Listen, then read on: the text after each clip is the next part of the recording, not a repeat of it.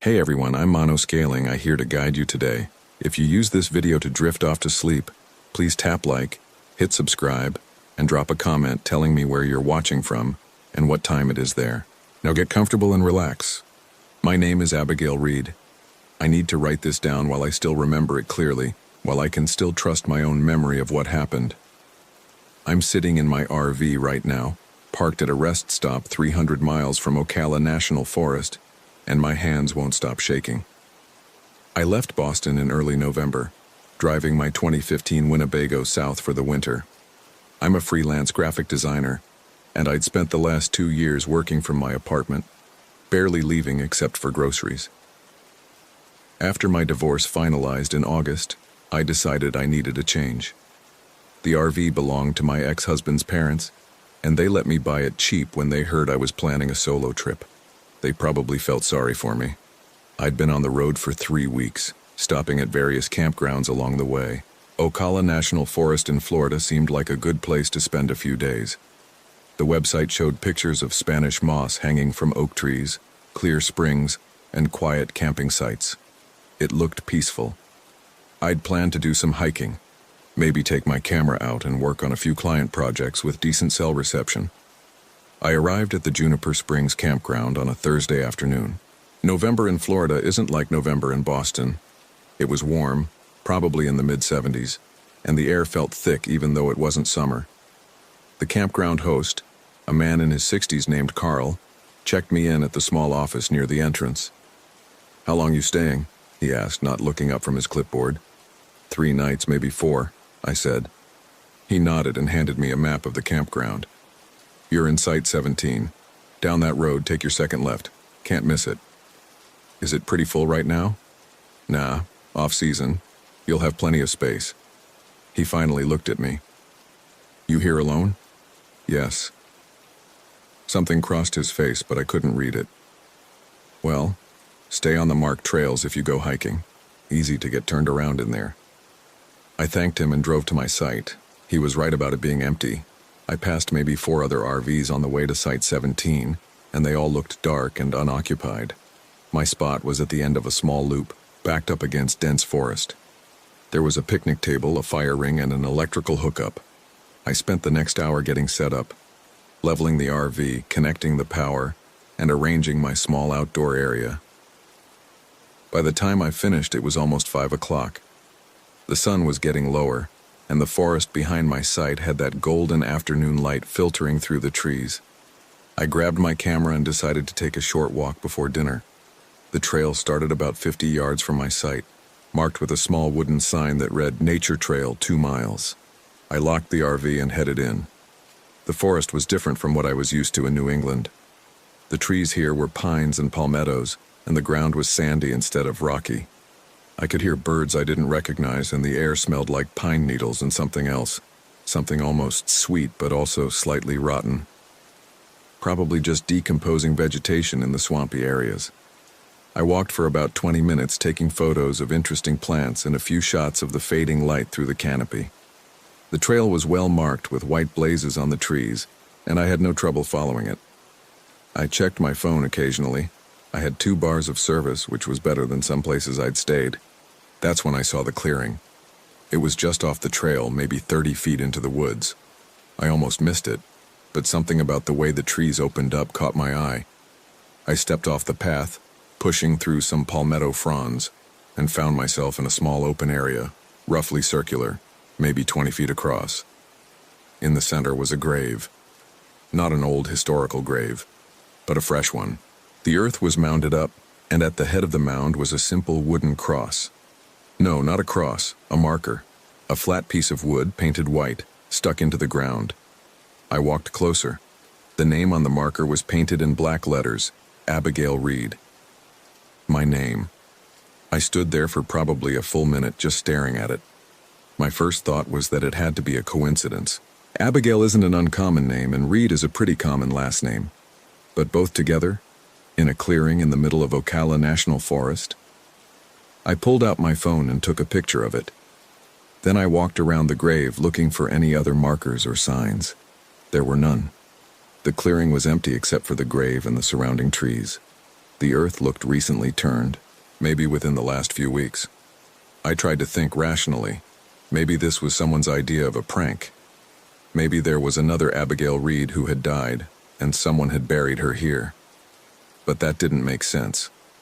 This was public land, and you couldn't just bury people in national forests.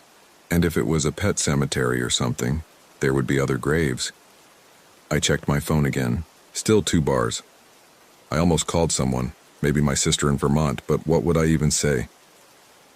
Hey, I found a grave with my name on it. She'd think I was being dramatic.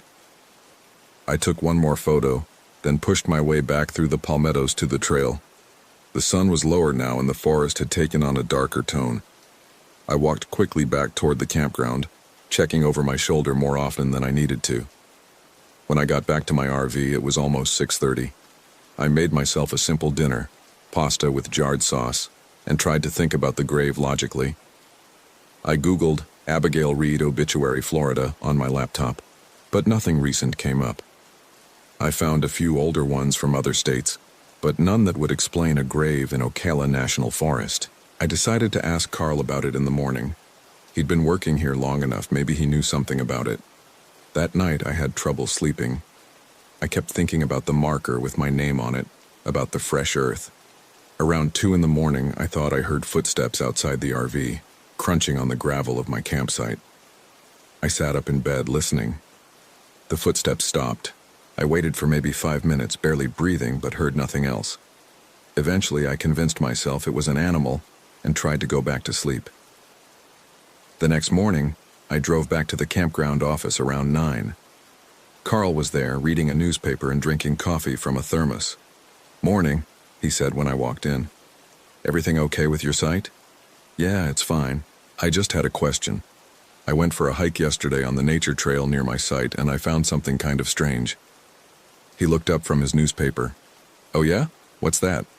"There's a grave, just off the trail in a clearing. It has a name on it. My name, actually. Abigail Reed." Carl's expression didn't change. He took a sip of his coffee. "That right? Do you know anything about it? Is it some kind of memorial or something?" "Can't say I do," he said. "Lots of old graves in these woods. Families used to bury their dead on their property before there was a national forest here. But this one looks recent. The earth is still fresh." He shrugged. "Could be someone replaced an old marker. People do that sometimes, fixing up family plots. But it has my name on it. My exact name." Carl looked at me for a moment. "That's quite a coincidence." "Yeah." "Well, I wouldn't worry too much about it. Probably just a coincidence like you said." He went back to his newspaper, and I got the sense that the conversation was over. I walked back to my RV feeling unsettled.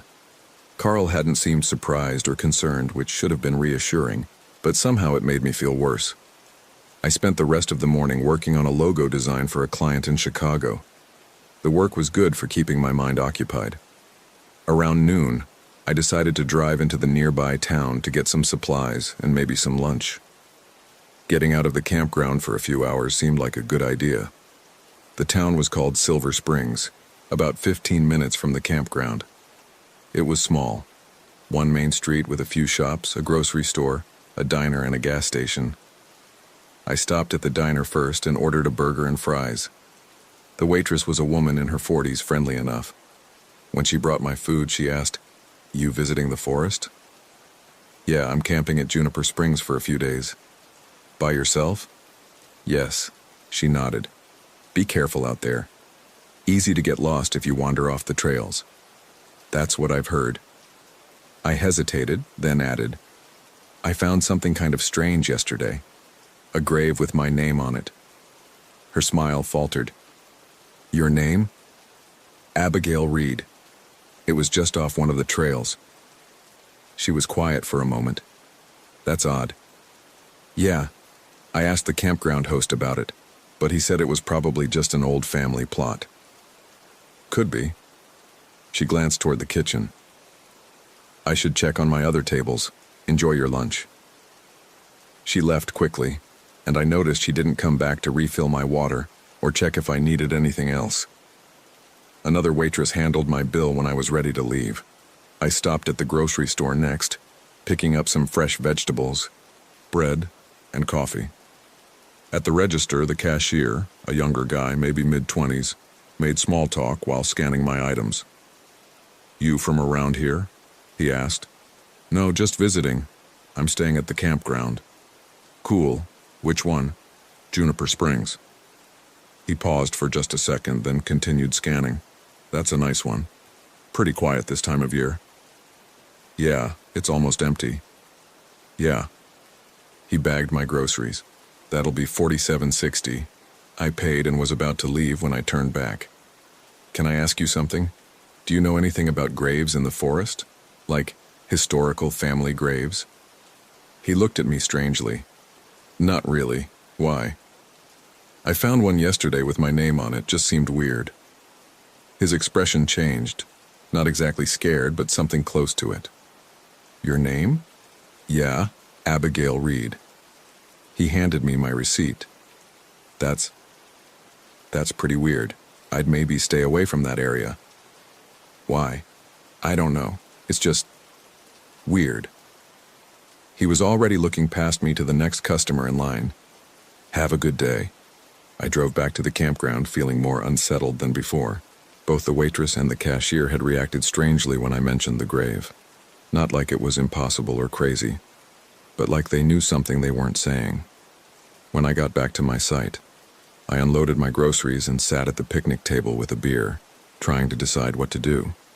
I could leave, pack up and drive somewhere else, but that felt like overreacting. It was just a grave with a name that happened to match mine. Strange, yes, but not dangerous. I decided to stay. That evening I made dinner and ate outside as the sun went down. The forest was alive with sounds, insects, birds, and something that might have been an owl. I tried to focus on the peacefulness of it, on the reason I'd come out here in the first place, to get away, to clear my head, to feel less trapped than I had in my apartment. Around 8 o'clock, I went inside to watch something on my laptop. I'd downloaded a few movies before leaving Boston. I was halfway through a mediocre thriller when my phone buzzed with a text. It was from a number I didn't recognize with a 352 area code, Florida. The message read, "Stay away from the clearing." I stared at the text. My first instinct was to reply, asking who it was, but something stopped me. I waited, watching to see if another message would come through. Nothing. I tried calling the number. It rang 4 times, then went to a generic voicemail message. I didn't leave one. I sat there holding my phone, trying to think of who would have my number. Carl from the campground office? Maybe. But why would he text me instead of just telling me in person? The waitress or cashier from town? But how would they have gotten my number? I checked to see if I'd given my phone number when I registered at the campground. I had. Carl had asked for it in case of emergencies, so maybe it was him. Maybe he was trying to warn me about something without being direct about it. But warn me about what? A grave with my name on it was creepy, but it wasn't inherently dangerous. I tried to go back to my movie, but I couldn't focus. Around 10, I gave up and got ready for bed. I made sure all the doors were locked, which I always did anyway. But this time I checked them twice. I lay in bed with the lights off, listening to the sounds outside. The forest at night was different, louder in some ways, with insects and frogs creating a constant drone, but also filled with sudden silences that felt unnatural. Around midnight, my phone buzzed again. Another text from the same number. "It's not safe there." This time I did reply. "Who is this?" I watched the screen, waiting for the 3 dots that would indicate the person was typing. They never appeared. The message just sat there, unanswered. I tried calling again. Same result. Voicemail. I turned off my phone and tried to sleep. Every small sound outside made me tense. At some point, I must have dozed off, because the next thing I remember is waking up suddenly to the sound of something hitting the side of the RV. It wasn't a loud bang, more like a deliberate knock. 3 times. Knock, knock, knock. I sat up, my heart racing. The RV was dark except for a tiny LED light near the door. I grabbed my phone from the bedside table and turned it on. It was 3:06 a.m. I waited, listening. The knocking came again. Same rhythm, same intensity. Knock, knock, knock. "Who's there?" I called out, trying to keep my voice steady. No answer. I got out of bed and moved toward the door, phone in hand with the flashlight app ready. The knocking came again. But this time it was from a different side of the RV, the back near the bedroom. "I'm calling the police," I shouted. The knocking stopped. I stood there in the dark for what felt like an hour but was probably only 10 minutes. No more sounds. Eventually I went back to bed, but I didn't sleep. I lay there until the sky started to lighten around 6:30, then got up and made coffee.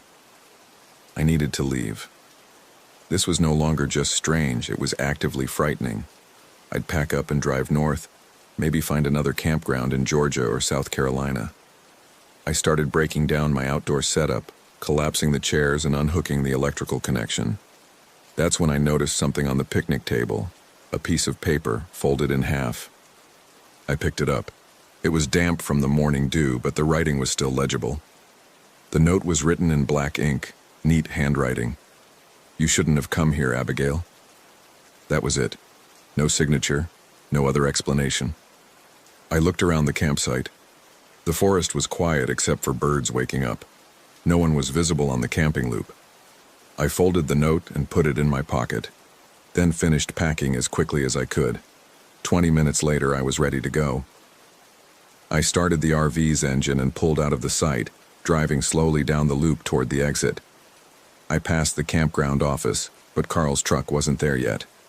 He usually didn't arrive until 8 or 9. I reached the exit and stopped at the small guard booth. There was no one inside. You only needed to check in when arriving, not when leaving. I was about to drive through when I noticed something on the booth's window, a piece of paper taped to the glass. I stopped the RV and got out to look at it. It was a missing person flyer. The photo showed a woman who looked eerily similar to me. Same dark hair, same build, same age range. The text below read, "Missing, Abigail Reed, 34, last seen in Ocala National Forest on November 3rd. If you have any information, please contact the Marion County Sheriff's Office." November 3rd. That was yesterday. I stood there feeling like the ground had dropped out from under me. This wasn't possible. I was Abigail Reed. I was here. I wasn't missing. But the photo, I looked closer at it. It wasn't me, but it could have been my sister. Or a cousin. Someone related to me. No, wait. I didn't have any sisters. Did I? I closed my eyes, trying to think clearly. My sister's name was... What was her name? I'd thought about calling her when I found the grave. I could see her face in my mind, but her name was just out of reach. I pulled out my phone and scrolled through my contacts.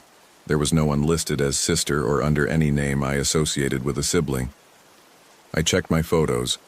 Lots of pictures of Boston, of my apartment, of the RV trip. But no pictures of family, no pictures of friends, just landscapes and architecture. That was wrong. I knew I had a sister. I'd talked to her before I left Boston, hadn't I? I got back in the RV, my hands shaking so badly I could barely grip the steering wheel. I needed to see a doctor, or maybe I needed to call the police about the missing person flyer. But if I called the police and told them I was Abigail Reed, would they believe me? Or would they think I was crazy? I drove through the gate and onto the main road. I'd go into Silver Springs, find the sheriff's office, and figure this out. Maybe the woman in the photo was someone else with the same name.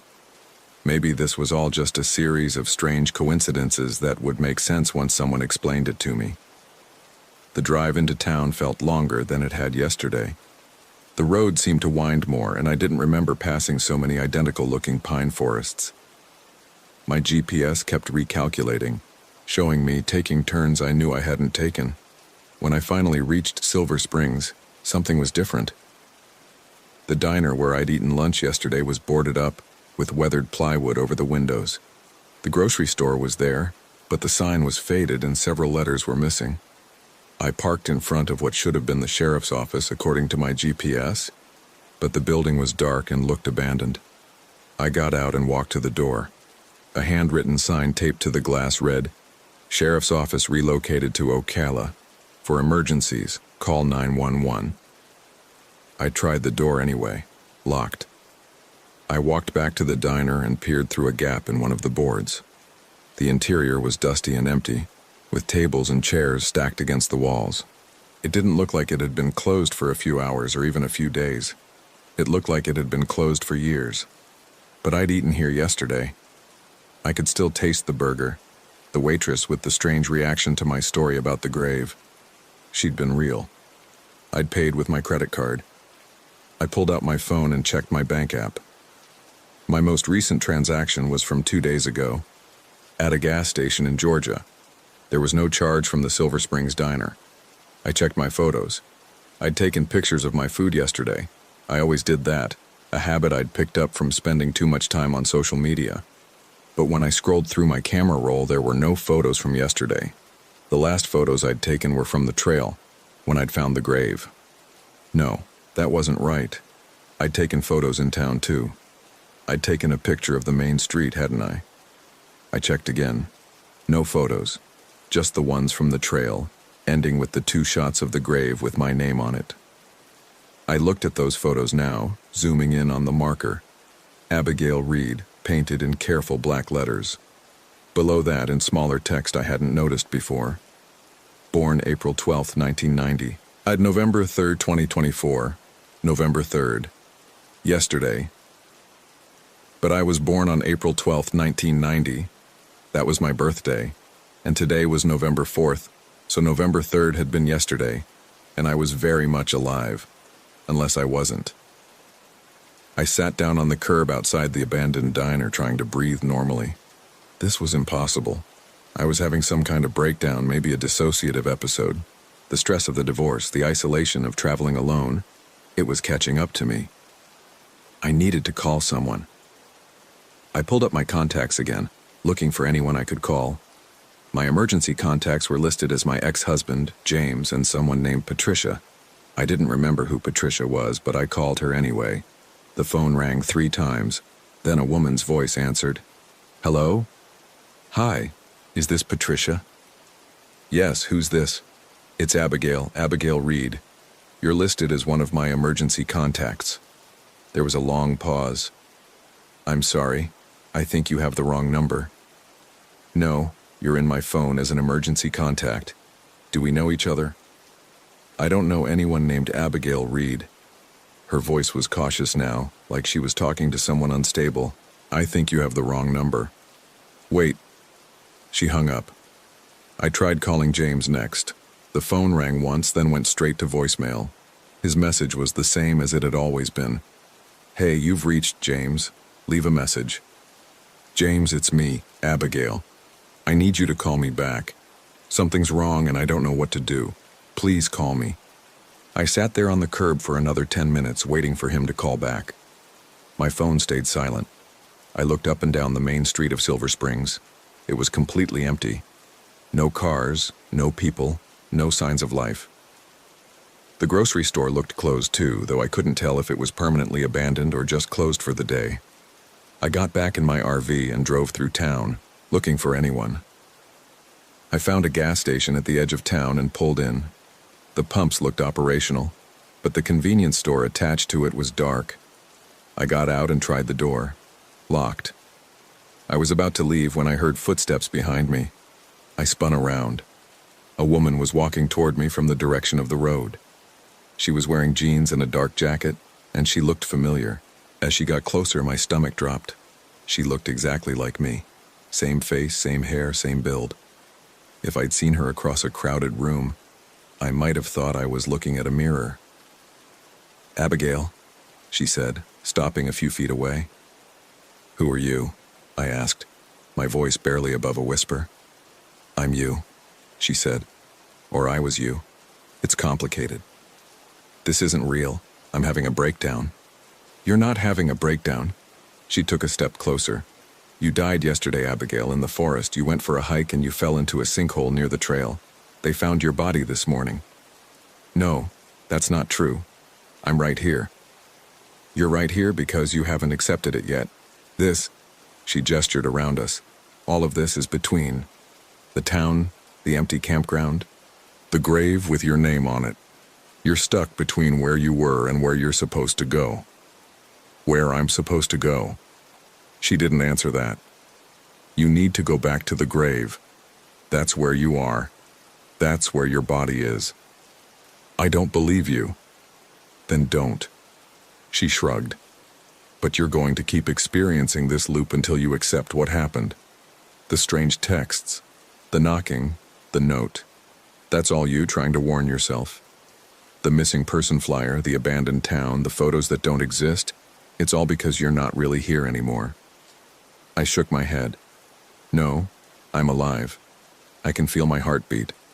I can feel the ground under my feet. Memory, she said. Your brain holding on to what it remembers. But it's fading. Haven't you noticed? You can't remember your sister's name. You can't remember what you ate for breakfast yesterday. Soon you won't remember anything at all. I wanted to argue, but I couldn't. She was right. The details were slipping away. When had I last eaten? What had I had for breakfast this morning? I couldn't remember. What do? I whispered. Go back to the grave. See it for what it is. Accept it. And then what? Then you can move on. She turned and started walking back toward the road. Wait, I called after her. Where are you going? She looked back over her shoulder. I already moved on. I'm just here to help you do the same. I watched her walk away until she disappeared around a bend in the road. Then I got back in my RV and drove. I don't remember the drive back to the campground. One moment I was at the gas station, the next I was parking at my campsite. It was late afternoon, but the light felt wrong, too bright and too dim at the same time. I walked to the trail. The white blazes on the trees seemed to glow in the fading light. I followed them to the spot where I'd pushed through the palmettos into the clearing. The clearing was still there. The grave was still there. But now there were people, 2 sheriff's deputies and a man in khakis and a windbreaker who looked like he might be a ranger or a detective. They couldn't see me. I walked right up to them, and they didn't react. One of the deputies was taking photographs of the grave. The earth had been partially excavated, and I could see the edge of what looked like a blue tarp. Single female, the man in the windbreaker was saying. Looks like she's been here less than 24 hours. The fall probably killed her instantly. ID? One of the deputies asked. Yeah, we found her RV at Site 17, Abigail Reed from Boston, 34 years old. I looked down at the grave. They were digging me up. I was in there, wrapped in a blue tarp, dead from a fall I didn't remember. But I was also here, standing and watching them. How could both be true? Any next of kin? The deputy asked. Ex-husband in Chicago. We're trying to reach him now. No other family that we can find. Looks like she was traveling alone. I thought about James, about the voicemail I'd left. Would he listen to it? Would he come down here to identify my body? The man in the windbreaker knelt by the grave. Weird thing is, the grave marker was already here. Someone carved her name on it. Fresh paint job, too. She did it herself? The deputy suggested. Maybe she was suicidal? Maybe. Or maybe it's a sick coincidence. We'll know more after the autopsy. They continued working, carefully excavating the earth around the tarp. I wanted to scream, to tell them I was right there, that I wasn't dead. But I couldn't make any sound. My voice was gone. The woman who looked like me, the other me, appeared at the edge of the clearing. She didn't say anything, just stood there watching me. I understood now. The grave wasn't a prediction or a warning. It was a marker for where I'd already fallen, where I'd already died. Everything after that moment, the strange texts, the knocking, the abandoned town, had been me refusing to accept it, my consciousness clinging to the familiar pattern of life even as my body lay buried in the Florida sand. I walked over to the grave and looked down. I could see the edge of the tarp now, and the shape of something inside it. Me. My body. It's time, the other me said quietly. I wanted to argue, to fight, to insist that this couldn't be real.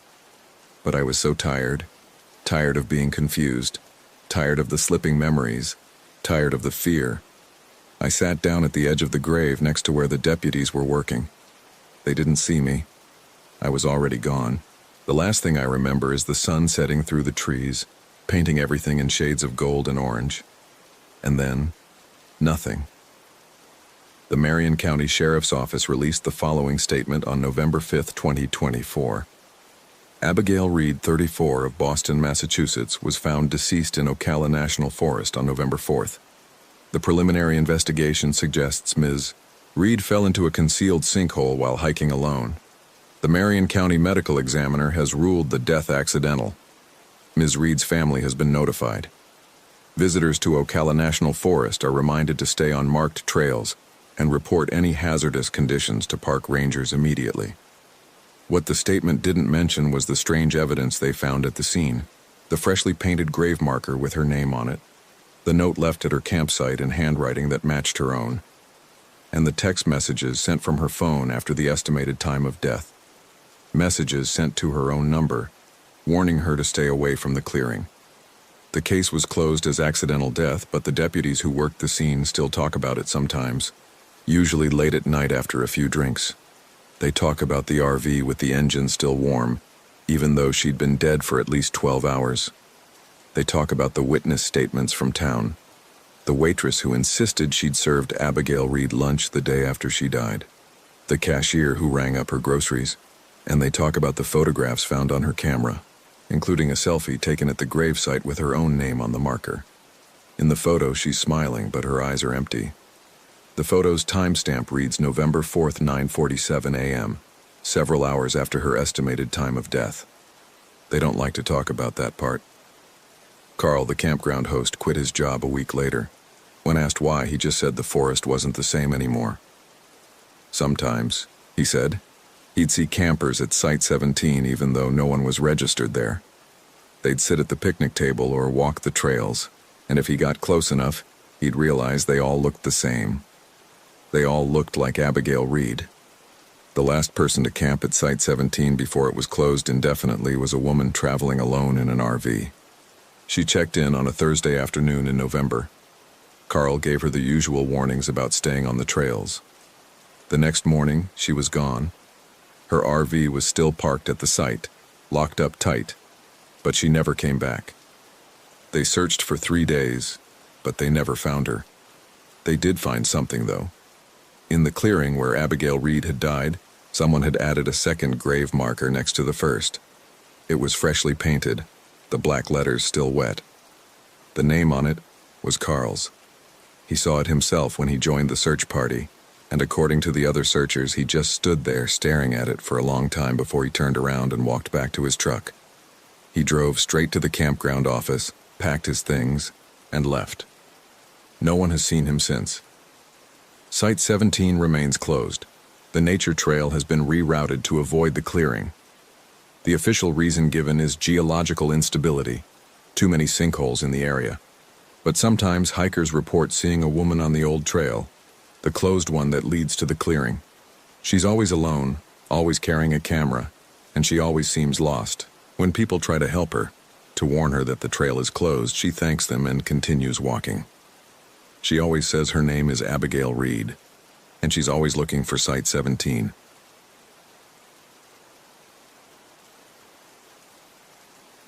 My name is Jenna Collins. I need to write this down while I can still remember what's real and what isn't. I've been back from Ocala National Forest for 3 weeks now, but I can still hear it. The whisper. My name, over and over, like someone calling from the bottom of a very deep place. I should start from the beginning. I bought the RV after the divorce was finalized. 22 feet of freedom, I told myself, though it was really just 22 feet of running away. My lawyer said I should take some time, process things. My sister said I should stay with her and the kids for a while. But I needed to be alone. Well, not completely alone. I had Cooper, my 8-year-old golden retriever, and that was enough.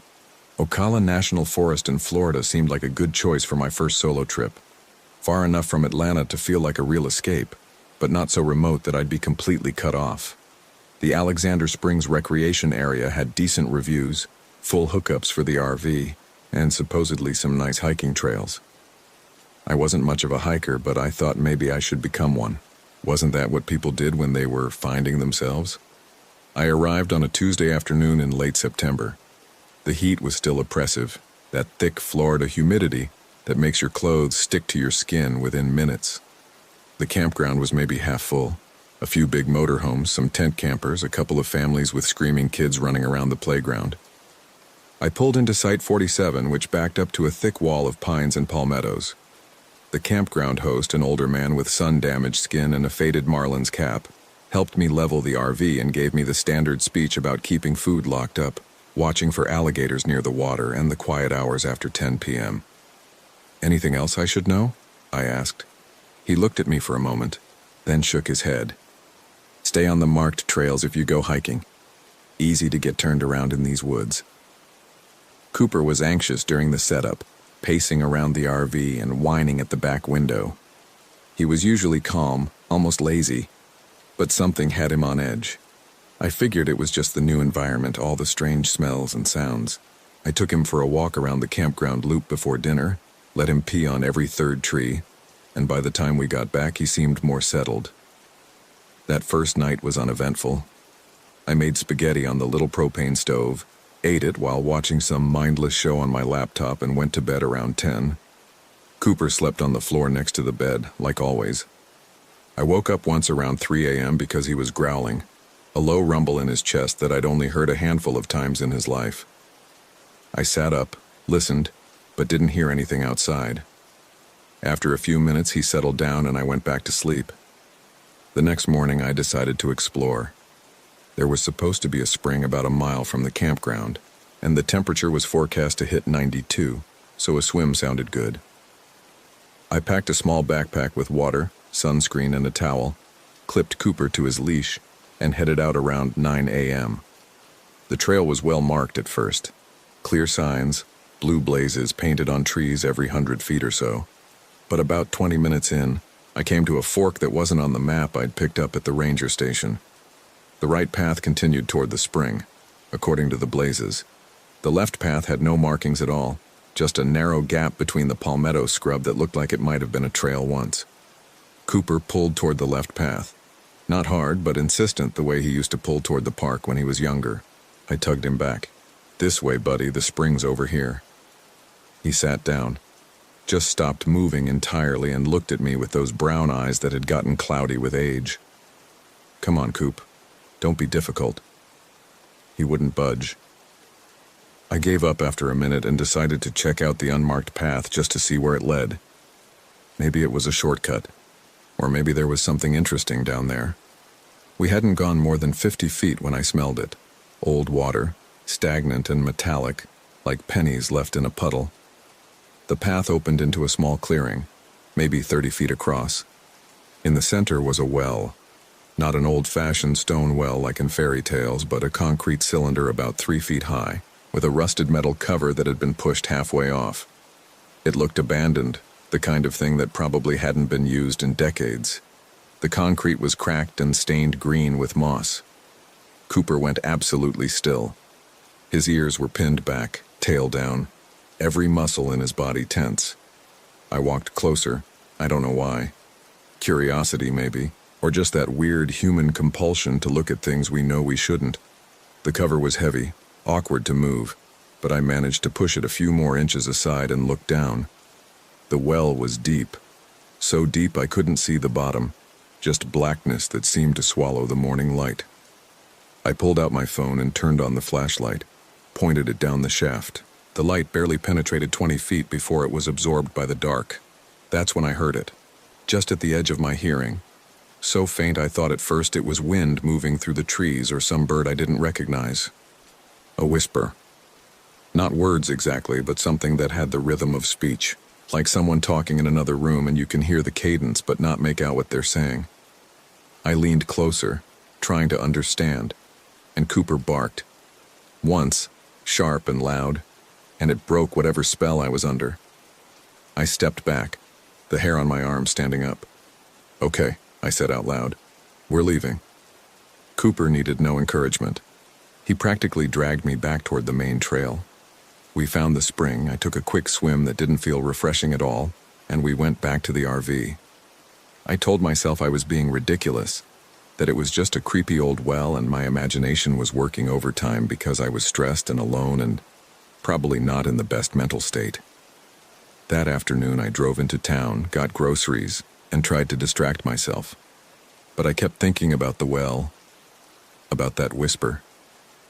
By the time I got back to the campground around 4 p.m., I'd almost convinced myself I'd imagined the whole thing. That night, Cooper wouldn't settle. He kept pacing, going to the back window and whining, then coming back to me, then going to the window again. I let him out around 8, thinking maybe he just needed to pee, but he didn't even try. He just stood at the edge of the campsite, staring into the woods, his body rigid. "What is it, boy?" he whined. Not his normal whine, but something higher pitched, almost frightened. I called him back inside, locked the door, and closed all the blinds. I tried to watch a movie but couldn't focus. Around 9:30, my phone buzzed with a text from my sister. "How's the trip? Kids want to know if you've seen any alligators." I started to reply, then noticed something odd. According to my phone, it was 11:47 p.m., not 9:30. I looked at my watch, also 11:47, but I'd checked the time just a few minutes ago, maybe 5 minutes, and it had been 9:30. I was sure of it. I must have lost track of time. Maybe dozed off. That had to be it. I texted back, "Trip's good, no gators yet. Tell them I love them." I tried to sleep but couldn't. Cooper was pacing again, and I could hear things outside. Not animal sounds exactly, but movements.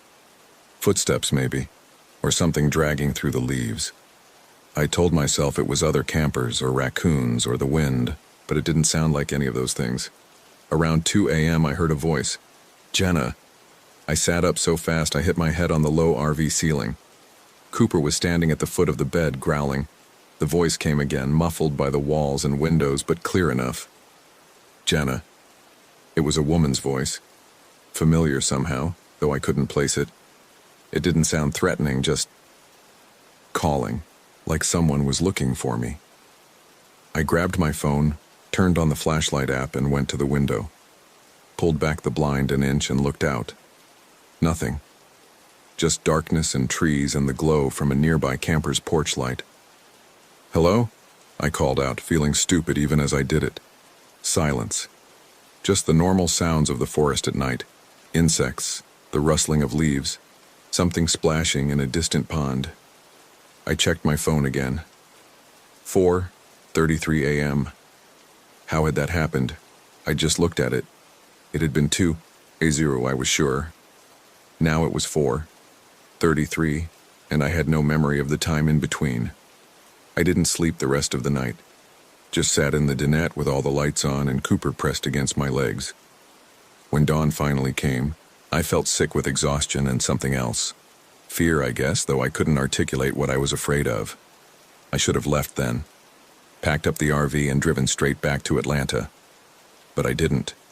I told myself I was being paranoid, that I just had a bad night, that the divorce stress was catching up with me. And there was something else, a strange pull, like I needed to understand what was happening before I could leave. That morning I walked over to the campground host's trailer. He was outside, washing his truck, and he nodded when he saw me. "Morning. Everything okay at your site?" "Yeah, fine.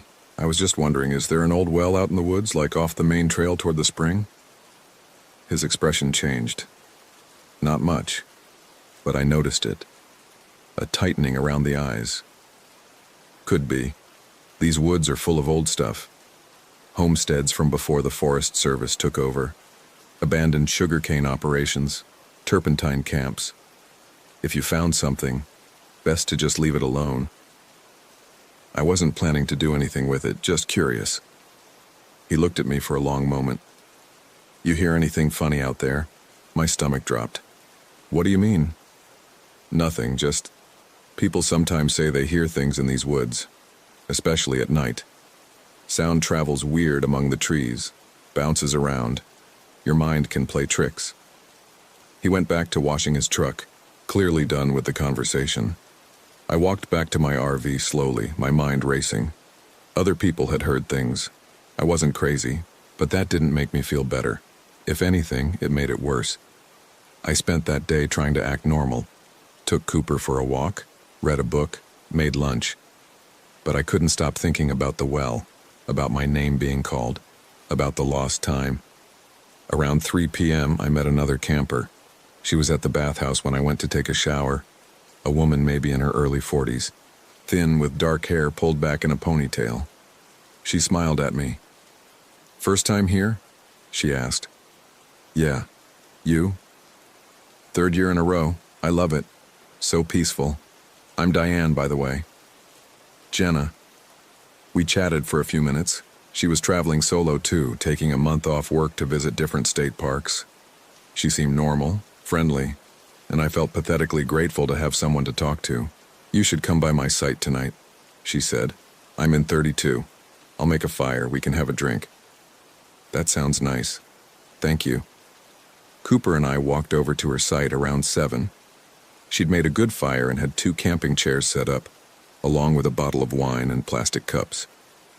Her RV was smaller than mine, older, with faded decals and rust spots, but she decorated the site nicely. String lights, a little table, some potted plants. We talked for a while. She asked about my life, and I gave her the sanitized version. Recent divorce, needed a break, first time really camping. She told me about her job in insurance, her grown kids, her late husband who died of cancer 5 years ago. "Do you ever feel like you hear things out here?" I asked, after my second glass of wine had loosened my tongue. "Like voices?" Diane looked at me. Her face was hard to read in the firelight. "What kind of voices?" "I don't know, just someone calling your name. Probably my imagination." "Probably," but something in her tone made me think she didn't believe that. The fire started acting weird around 8:30. It would flare up suddenly, the flames turning a strange blue-green color, then die down to almost nothing. Diane poked at it with a stick, added more wood, but it kept doing the same thing. "That's odd," she said. "The wood's not wet." "Maybe it's treated wood? Chemicals or something?" "Maybe." I stayed until 9, then walked back to my site with Cooper. The night was clear, the stars bright above the trees, and I felt better than I had since arriving. Diane was nice. Normal. Maybe I'd just been overthinking everything. That feeling lasted until about midnight, when Cooper started barking. Not his alert bark, but terrified, frantic barking. I jumped out of bed and found him at the door, his hackles raised, every muscle tense. "What is it?" He kept barking. I looked out the window and saw someone standing at the edge of my campsite, just standing there, not moving, facing the RV. It was Diane. I opened the door. "Diane, are you okay?" She didn't answer, didn't move, just stood there, and in the dim light from my porch lamp I could see she was smiling. Wide. Too wide. "Diane?" She started walking toward me, slow, deliberate steps, and that smile never wavered. Cooper's barking got more frantic. I slammed the door, locked it, and backed away. My heart was hammering. I watched through the window as she kept walking, right up to the RV, and then she stopped, just inches from the door, standing there, smiling. I grabbed my phone to call 911, but I had no signal. Not one bar. That couldn't be right. I'd had full signal all day. "Diane, this isn't funny," I yelled through the door. She raised one hand and knocked. 3 slow, deliberate knocks. "Jenna," she said. Her voice sounded wrong, flat, like she was reading words off a page. "Come out, Jenna. Go away." 3 more knocks. "Jenna, come out." Cooper was going insane, barking and scratching at the door, and I couldn't think, couldn't process what was happening. I went to the back bedroom, pulled all the blinds, and sat on the floor with my arms around Cooper, trying to calm him down. The knocking continued, every few minutes. 3 knocks. My name. "Come out." I don't know how long it went on. Hours, maybe. I lost time again. One moment it was midnight, the next it was 4:17 a.m., and the knocking had stopped. I crept to the front window and looked out. Diane was gone. I didn't sleep, just waited for dawn, watching the windows, keeping Cooper close. When the sun finally came up, I looked outside. The campsite looked normal. No one there, no sign anyone had been there at all. Except at the edge of the site, right where Diane had first stood, there were footprints in the dirt, and they led toward the woods, toward that unmarked trail, toward the well. I knew I should pack up and leave. I knew it. But I also knew I couldn't. Not yet. Because I needed to understand, needed to know what was happening. And some part of me, some part I didn't want to acknowledge, wanted to go back to the well, wanted to hear what it was whispering. I took Cooper for a walk around the campground first, trying to clear my head, trying to think rationally. When I passed Site 32, Diane's site, I stopped. Her RV was still there, but it looked different. The string lights were gone, the plants were gone. There was no chair, no fire pit. Just the RV, and it looked like it hadn't been moved in a long time. Rust stains down the sides, flat tires, windows so dirty I couldn't see through them. I knocked on the door. No answer. I tried the handle. Locked. Walked around the RV, looking in windows. Empty. Completely empty. No furniture, no supplies, nothing. My hands were shaking. I walked quickly back to my site, got in the RV, and locked the door.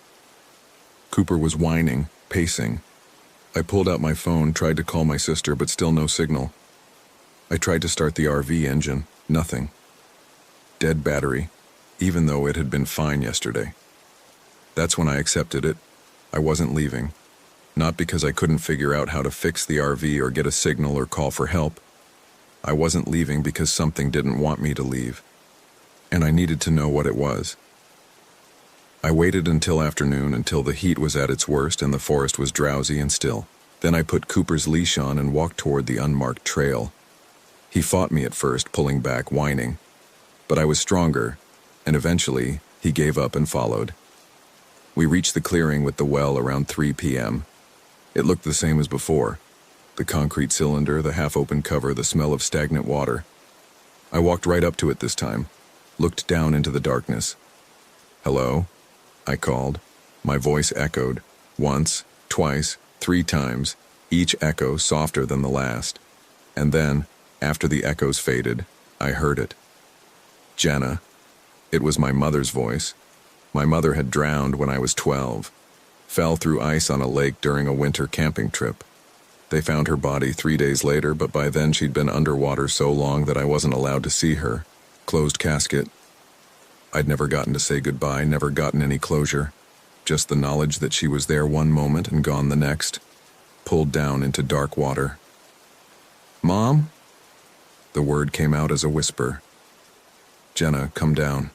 I've been waiting." Tears were running down my face. I reached toward the opening of the well and Cooper barked. Once, sharp, like he had that first day. I looked at him. He was sitting back on his haunches as far from the well as his leash would allow, and he was shaking. I looked back down into the well. "Mom, Come down, baby. I miss you. Don't you miss me?" "Yes. I miss you every day." "Then come down, come home." I leaned further over the edge. There was a ladder inside, metal rungs bolted into the concrete. I could climb down. I could... Cooper barked again, and something in the sound broke through the fog in my head. I stepped back. My mother's voice had been wrong. Too smooth.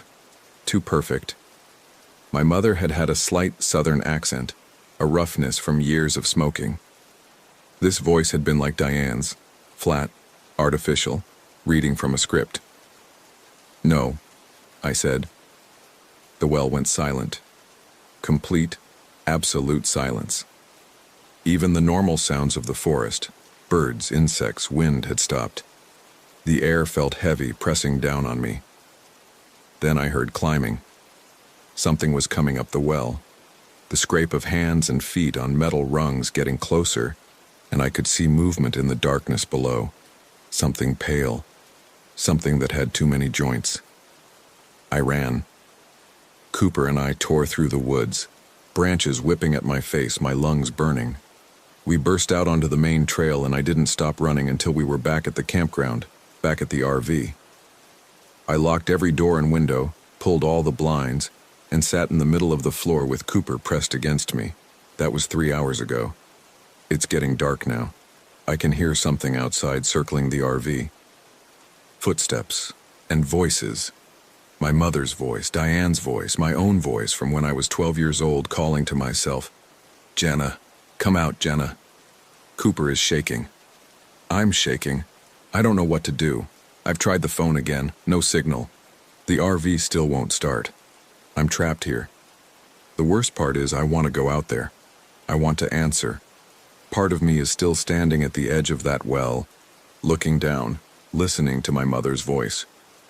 Part of me wants to climb down those metal rungs and find out what's at the bottom, to finally understand. The knocking has started. 3 knocks. My name. Come out. I'm writing this because I need someone to know what happened here, in case I don't make it, in case I give in to that voice that's calling my name, over and over, from the well and the woods and the darkness outside my door. Cooper just stopped shaking. He's looking at me now, and his eyes are wrong. Cloudy, but not from age, like there's something else looking through them, and he's smiling. I didn't know dogs could smile like that with all their teeth showing, too wide, too hungry. "Jenna," Cooper says in my mother's voice, "come out." I can hear it now, even through the walls, even through my hands pressed against my ears. The whisper from the well. It's not just calling my name anymore, it's calling everyone's name. Every person who's ever been to this forest, every person who's ever heard it. All our names together, a chorus of whispers rising from deep underground. And I understand now. The well doesn't want to show me what's at the bottom. It wants me to become part of it, to join all the others who heard their names and answered, who climbed down or walked into the woods or opened their doors and never came back as themselves. The knocking is getting louder. The door is shaking. Cooper is still smiling at me with that wrong, too wide smile. I don't know how much longer I can resist. The voice knows everything about me, my mother, my divorce, my loneliness, my grief. It knows exactly what to say, exactly how to make me want to answer. If someone finds this, don't come looking for me. Don't go to Ocala National Forest. Don't look for the unmarked trail or the well in the clearing. And if you hear your name whispered from the trees, from the water, from the darkness, run. Just run. And don't look back. I'm writing this from my apartment in Atlanta. It's been 3 weeks since I left Ocala, or was brought back, or escaped. I'm still not sure which is true. The campground host found me on the 4th morning. I was sitting in my RV, door open, staring at nothing. Cooper was gone. They said I was in shock, dehydrated, malnourished. They said I'd been reported missing when I didn't check out on time, and they'd had to break into the RV to get me. I told them about the well, about Diane, about the voices. They nodded and smiled and said I'd been through a lot of stress. The divorce, the isolation, the heat. They said there was no unmarked trail, no clearing, no well. They said no one named Diane had been registered at the campground. They said Cooper was never with me, that I'd checked in alone. But I remember all of it. I remember Cooper's weight against my legs as I sat terrified in the RV. I remember his bark that saved me from the well. I remember him looking at me with those wrong eyes and speaking in my mother's voice. Sometimes now, late at night, I hear scratching at my door. 3 soft knocks. My name whispered. I never answer. But the worst part is this. Yesterday I was looking at my phone, scrolling through photos, and I found some from the trip. Pictures I don't remember taking. Pictures that shouldn't exist because my phone had no signal and the battery had died. They're all the same. Just me, in the RV, alone, smiling, that same too wide smile. And in every photo behind me through the window I can see it. The clearing, the well, the metal cover pushed aside, and someone standing at the edge.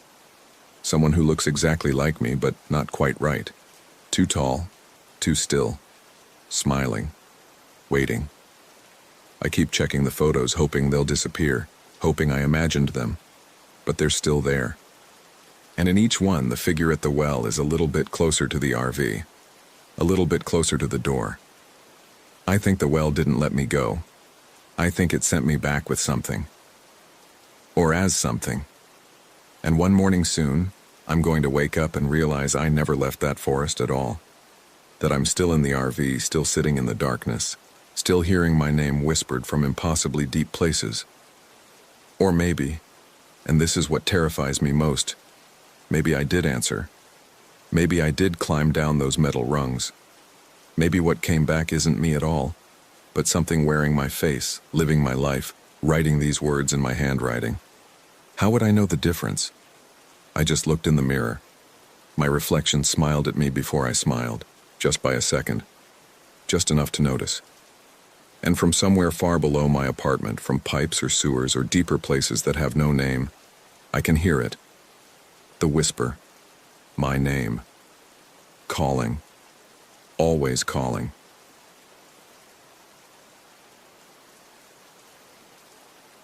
My name is Jordan Clark. I need to write this down while I still remember it clearly, while the sequence of events still makes some kind of sense in my head. The police took my initial statement, but they didn't really listen. How could they? I barely believe it myself. This happened 3 weeks ago at an RV campsite near Juniper Springs in Ocala National Forest, Florida. 4 of us went.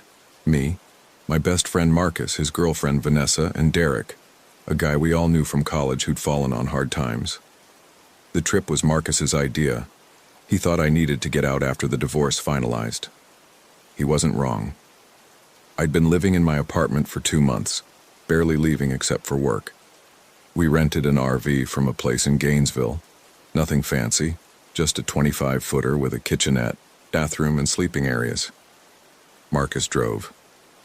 I remember Vanessa kept checking her phone even though she knew we'd lose service once we got deep into the forest. Derek sat in back with me, not saying much, which was normal for him. He'd always been quiet, but the last few years had been rough. His sister died, then he lost his job. Marcus felt bad for him, so he invited him along. The drive took about an hour and a half. The forest closed in around us gradually. Pine trees, palmettos, that dense Florida scrubland that looks friendly in daylight, but probably wouldn't at night. We passed a few official campgrounds, but Marcus wanted something more isolated.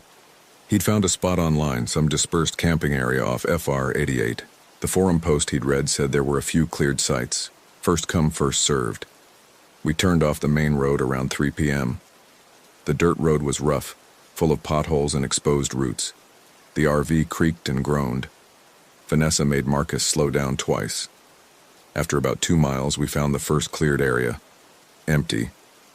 The second site was another half-mile in, also empty. 3rd time's the charm, Marcus said. The 3rd site wasn't really a site. It was bigger than the others, maybe 50 yards across, but there was a structure there, a 3-sided shelter, the kind you see on hiking trails. Wooden posts, a tin roof, open on one side, and next to it, a picnic table and a fire pit. That's weird, Vanessa said. Why would there be a shelter at an RV site? Maybe it's for overflow, Marcus suggested, like if the RV spots are full. We parked and got out. It was hot, probably mid-80s and humid, the kind of humid where your shirt sticks to you immediately. The shelter was about 20 feet from where Marcus parked. I walked over to check it out. That's when I noticed the supplies. Inside the shelter, stacked against the back wall, were plastic storage containers, 4 of them, the kind you'd buy at Target. They had lids, but I could see through the semi-opaque plastic that they were full of stuff. "Hey," I called out. "Someone left their things here." Marcus and Vanessa came over. Derek stayed by the RV, smoking. "Maybe they're coming back," Vanessa said. I opened the first container. The smell hit me before I saw what was inside. Not overwhelming, but definitely there. Sour, organic decay. Inside were packages of food, crackers, canned goods, dried pasta, rice. But everything looked wrong. The crackers were in an opened box, and I could see green fuzz on them through the plastic sleeve. The canned goods had rust on them, and one can of beans had a bulge on top. The rice bag had split, and I could see tiny black specks mixed in, mold or insects, I couldn't tell. Jesus, Marcus said, wrinkling his nose. How long has this been here? I checked the other containers. Same thing. Rotted food, or food that had gone bad, or food that looked like it had been sitting there for months. But here's the thing that bothered me. The containers themselves looked new. No sun damage, no wear on the plastic, and they were stacked neatly, lids on properly. This doesn't make sense, I said. If someone abandoned this stuff, why stack it so carefully? And why is the food bad but the containers are fine? Maybe they just bought the container, Vanessa suggested, and filled them with old food they wanted to get rid of. Out here? Why would anyone do that? She didn't have an answer. Derek walked over, flicking his cigarette butt into the woods. What's up? Someone left a bunch of rotted food here, Marcus said. Derek peered into the container I was holding open. His face didn't change much. Derek never showed a lot of emotion, but I saw him take a step back. We should leave. What? Why? This is weird. This whole setup is weird. Why is there a shelter here? Why is there food? We should find another spot. There aren't any other spots, Marcus said. We drove past 2 already. This is the end of the road. Then we go to a regular campground. Those are all full. I checked before we left. Vanessa crossed her arms. I kind of agree with Derek. This feels off. Marcus looked at me. Jordan? I looked around. The clearing was surrounded by dense forest on all sides. The road we came in on disappeared back into the trees. It was quiet. Too quiet, actually. I hadn't heard any birds since we arrived. It's just old food, I said finally. Someone probably left it and forgot about it. We can move the containers away from the shelter if it bothers you. See? Marcus said to Vanessa. It's fine. It wasn't fine, but I didn't want to be the reason we turned back. The divorce had already made me feel like dead weight in everyone's lives. I wasn't going to ruin this trip too. We set up for the night. Derek and I moved the containers to the edge of the clearing as far from our setup as possible. Marcus started the generator and got the RV systems running. Vanessa unpacked the cooler. We'd brought enough food for 3 days. Hot dogs, hamburger meat, beer, soda, chips, the usual camping stuff. By the time we finished, it was almost 6 p.m. The sun was still up, but the shadows were getting longer. The forest seemed to press in closer as the light changed. We decided to cook out. Marcus started a fire in the pit using some of the wood that had been stacked nearby. Another weird detail I noticed but didn't mention. Why would there be firewood already here? The fire took a while to catch. Marcus used lighter fluid, which usually works right away, but the wood just smoldered. Finally, after the 3rd try, it started burning, but the flames looked odd. Not blue or anything dramatic, just pale, less orange than normal. Is that wood treated? Vanessa asked. I don't think so, Marcus said. It's probably just damp. We roasted hot dogs on sticks. Derek didn't eat much. He sat on one of the RV's folding chairs, drinking a beer, staring into the woods. You okay? I asked him. Yeah, just tired. You've been tired for 6 months, man. He didn't respond. After dinner, we sat around the fire. The temperature dropped fast once the sun went down. One of those Florida things where it's sweltering during the day and almost cold at night. Marcus told stories about our college days. Vanessa laughed at all of them, even though she'd probably heard them before. I tried to relax, tried to enjoy it. Around 10 p.m. I noticed something. The fire was getting lower, which was normal, but Marcus hadn't added any wood in over an hour. And yet it was still burning, not brightly, but steadily, with those same pale flames. Did you add wood? I asked Marcus. Huh? No, not in a while. The fire's still going. He looked at it, shrugged. Good wood, I guess. I didn't push it. We turned in around 11 p.m. The RV had 2 sleeping areas, a bed over the cab and a converted dinette. Marcus and Vanessa took the cab bed. I took the dinette. Derek volunteered to sleep in the shelter. "You sure?" Marcus asked. "There's room in here." "I like being outside," Derek said. I almost said something, but I didn't. If Derek wanted to sleep in a creepy shelter next to containers of rotted food, that was his choice. I lay on the dinette bed trying to sleep. The RV creaked in the wind. Or maybe not the wind, because I hadn't felt any wind earlier. Through the window I could see the shelter. Derek had set up a sleeping bag inside and was lying down, facing away from us. I must have dozed off eventually because the next thing I remember is waking up to voices. It was 2:47 a.m. according to my phone. I could hear Marcus and Vanessa talking quietly in the cab bed. I couldn't make out words, but Vanessa sounded upset. Then I heard something else. A rustling sound outside, like someone walking through dry leaves. I sat up and looked out the window. The fire was still burning. Same pale flames, same low intensity. It shouldn't have been possible. We'd been asleep for hours, and Derek wasn't in the shelter. I got up and went to the RV door. Marcus was still talking to Vanessa, so I didn't bother them. I opened the door as quietly as I could and stepped outside. The temperature had dropped significantly. My breath made little clouds in the air. The clearing was dark except for the fire and the faint glow from the RV's interior lights. "Derek?" I called softly. No answer. I walked toward the shelter. His sleeping bag was there, unzipped from the inside, spread open. His shoes were gone. "Derek?" I called again, louder this time. Movement in the trees. I turned and saw a shape, tall, human-sized, standing about 30 feet into the forest. "Derek, that you?" The shape didn't move, didn't respond. My heart started pounding. I took a step forward. "Hey man, you okay?" The shape turned and walked deeper into the woods. Not running, just walking. Steady, deliberate steps. I should have gone back to the RV. I should have woken up Marcus.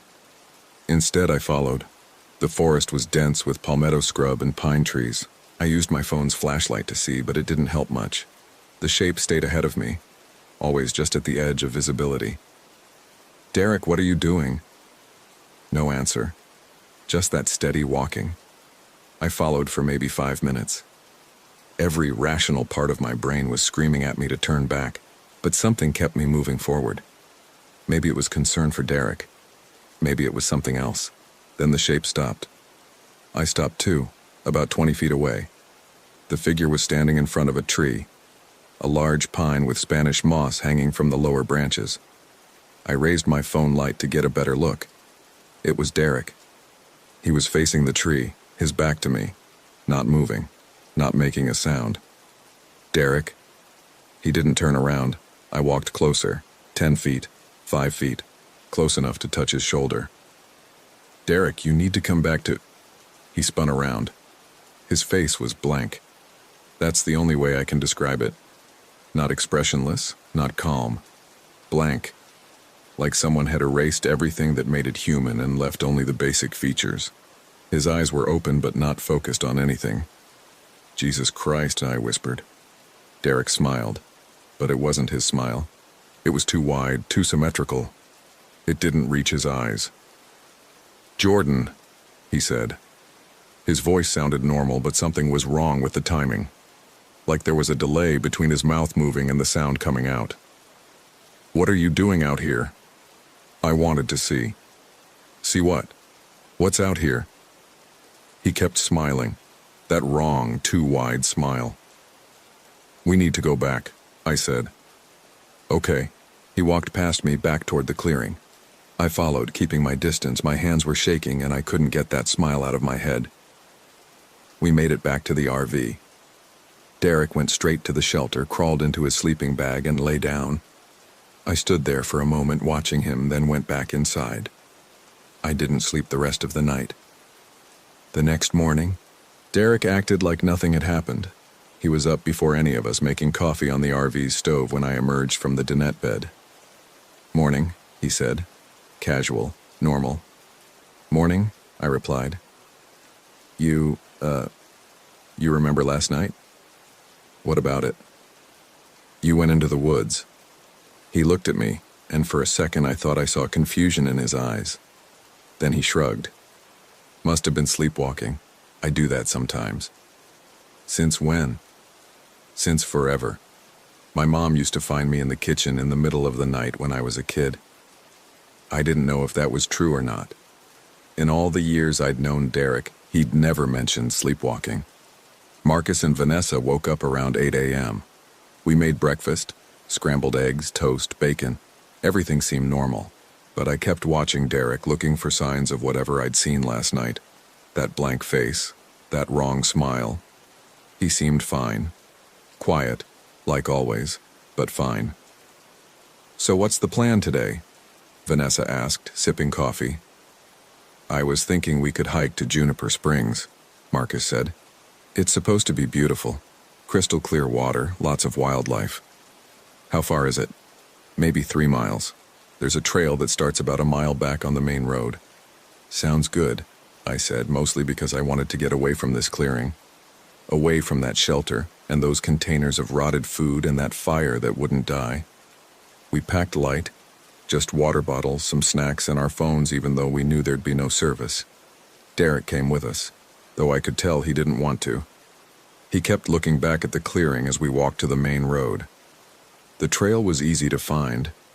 A weathered wooden sign marked the entrance. Juniper Springs, 7 miles. The path was narrow, winding through palmetto scrub and pine forest. It was hot again, probably close to 90, and humid enough that we were all sweating within 10 minutes. Marcus led, followed by Vanessa, then me, then Derek. We talked at first, about nothing important, just filling the silence. But after about a mile, we all went quiet. The forest had a way of making conversation feel intrusive. I kept checking my phone. No service, obviously, but I noticed something else.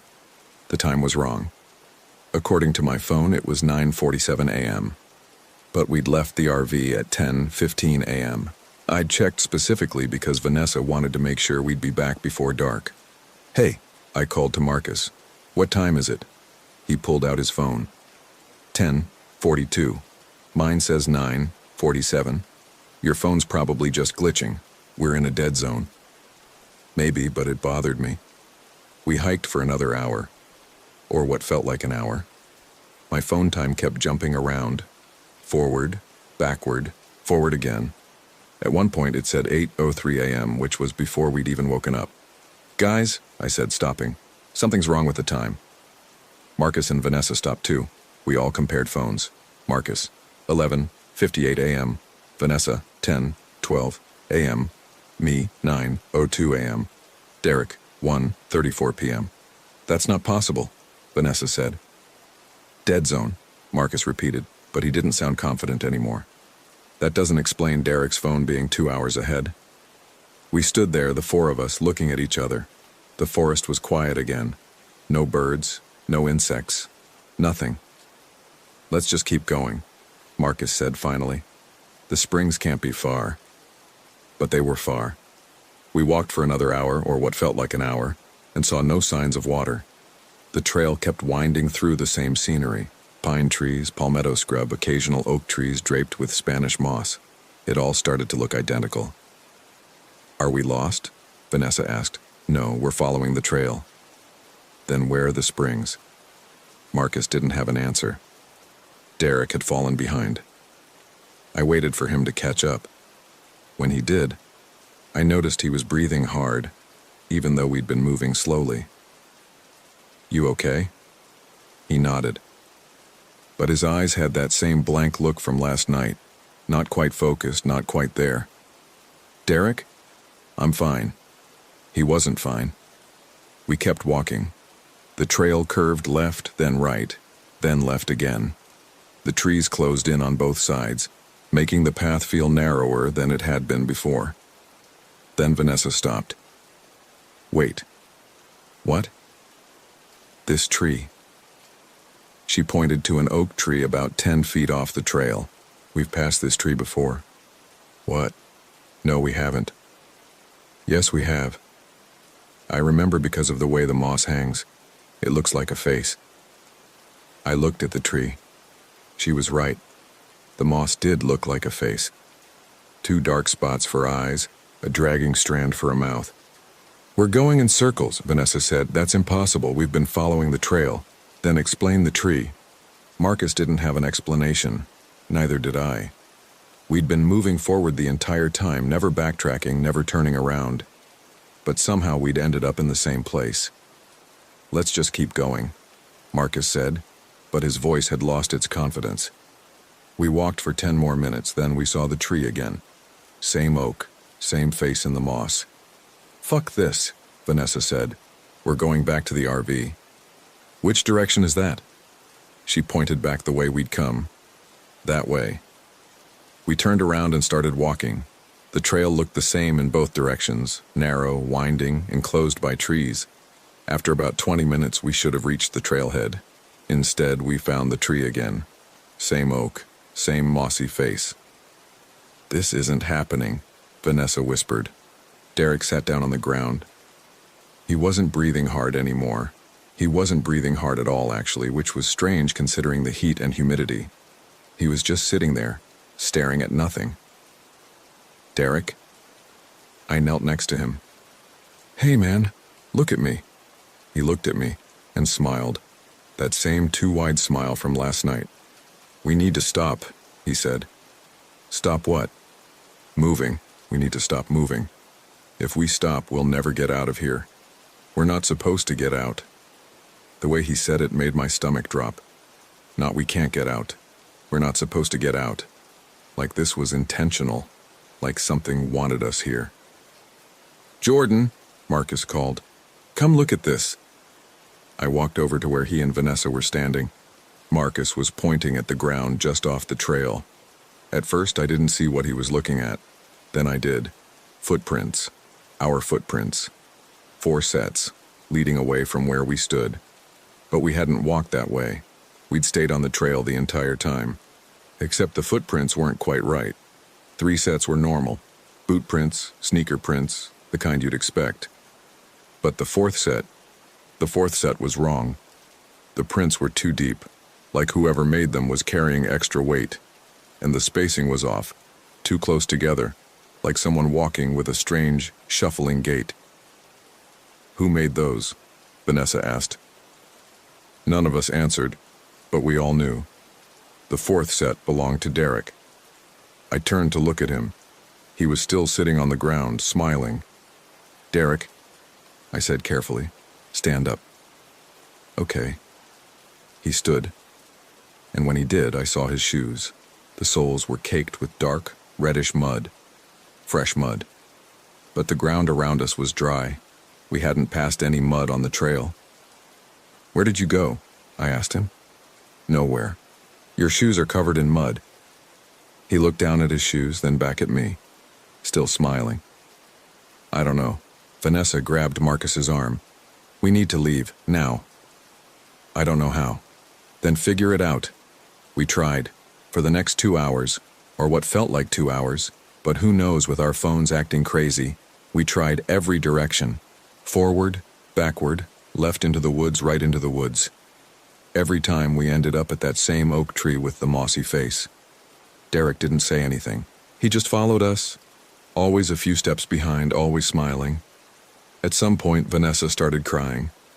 Not sobbing, just quiet tears running down her face. Marcus tried to comfort her, but I could see he was barely holding it together himself. I was terrified, but I was also angry.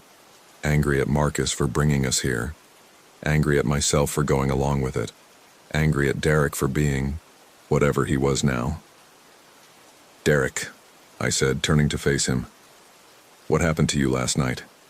"Nothing happened." "Bullshit. Something happened. You went into the woods and came back different." "I'm the same." "No, you're not." He stopped smiling. For the first time since last night, his expression changed. He looked sad. No, not sad. Disappointed. "You're not listening," he said. "Listening to what?" "The forest." And then, like someone had flipped a switch, we were back at the trailhead. The wooden sign was right in front of us. Juniper Springs, 7 miles. Behind us was the main road. We stood there, stunned. None of us moved for a full minute. "How?" Vanessa started, but didn't finish. Marcus grabbed her hand. "Let's just go. Back to the RV. We're packing up and leaving." We practically ran back to the clearing. The whole way I kept expecting the forest to shift again, to trap us in another loop. But it didn't. We made it to the RV without incident. The clearing looked the same as we'd left it. The shelter was still there, empty. The containers of rotted food were still at the edge of the woods. The fire was still burning with those pale flames. "Pack everything," Marcus said. "We're leaving in 10 minutes." We moved fast. Marcus started the generator and began disconnecting the hookups we hadn't even connected. Vanessa threw our supplies into bags. I collapsed the chairs and folding table. Derek didn't help. He just stood by the shelter watching us. "Derek, get your stuff," I called to him. "I'm not going." "What?" "I'm staying here." Marcus stopped what he was doing. "Like hell you are. Get in the RV." "I can't." "You can and you will. Jordan, help me." I walked over to Derek. Up close, I could see that blank look again, more pronounced than before. His eyes were slightly unfocused. His skin looked paler, almost gray. "Derek, please," I said quietly. "Come with us. I belong here now." "You don't belong anywhere, you're sick. Whatever happened last night, it did something to you. We'll get you to a hospital, get you checked out." "I'm not sick." "Then what are you?" He didn't answer, just turned and walked into the shelter. Marcus came up beside me. "Fuck this. We'll drag him if we have to." But when we got to the shelter, Derek was already in his sleeping bag facing the wall. His eyes were closed. He might have been asleep, or he might have just been pretending. "Derek," Marcus said loudly. "Get up." Nothing. Marcus knelt down and shook his shoulder. "Derek!" Derek's eyes snapped open. He rolled over and looked at us, and he was smiling again, that same wrong smile. "I'm staying," he said calmly. "No, you're not. You should stay too." "What? All of you. You should stay. It's better here." Marcus stood up, backing away. Jesus Christ. "What's wrong with him?" Vanessa asked from behind us. "I don't know," I said. But I did know. Something had taken Derek. Something in the forest, or in this clearing, or in that shelter with its containers of rotted food. Whatever it was, Derek wasn't Derek anymore. "We can't leave him," Vanessa said. "We can't take him either," Marcus replied. "Look at him." Derek was sitting up now, still smiling. "The shelter has everything you need: food, water, safety." "The food is rotted," I said. "No, it's not." "Yes, it is. We saw it yesterday. It's all molded and spoiled. Look again." I didn't want to look again. I wanted to get in the RV and drive as far away from this place as possible. But something made me walk to the edge of the clearing where we'd moved the containers. I opened the first one. The food was fresh. Crackers in an unopened box, cans with no rust, no bulges, rice in a sealed bag with no mold, no insects. "That's not possible," I whispered. I opened the other containers, all the same. Fresh food, clean supplies, as if we'd just bought everything yesterday. But I'd seen the rot. I'd smelled it. Unless I'd been meant to see it that way. Unless the forest, or whatever lived in the forest, wanted us to think the food was bad so we wouldn't eat it, wouldn't stay, wouldn't become like Derek. I walked back to the shelter. "The food's fresh now." "What?" Marcus said. "It was rotted yesterday. Today it's fresh." That doesn't make any sense. None of this makes sense. We stood there, the three of us, looking at Derek. He was still smiling, still sitting in his sleeping bag, still watching us with those unfocused eyes. "Derek," I said one more time. "Please come with us." "I can't leave." "Why not?" "I have to stay. Someone has to stay." "For what?" "To wait." "For who?" He didn't answer, just lay back down and closed his eyes. Marcus made the decision. We're leaving. We'll call for help once we get service. Send a ranger or the police or whoever deals with this kind of thing. We can't just leave him, Vanessa protested. We can't stay.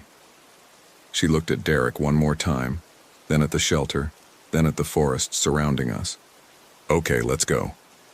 We got into the RV. Marcus started the engine. I looked out the window one last time and saw Derek standing in the shelter entrance watching us leave, still smiling. Marcus put the RV in reverse, turned it around, and started down the dirt road. We made it about a quarter mile before the road vanished. Not like it ended or got blocked. It vanished. 1 second we were driving on the rutted dirt track we'd come in on. The next second we were driving through dense forest with no road at all. Marcus slammed on the brakes. What the fuck? Back up, Vanessa said. He did. But when we reversed, there was no road behind us either. Just trees.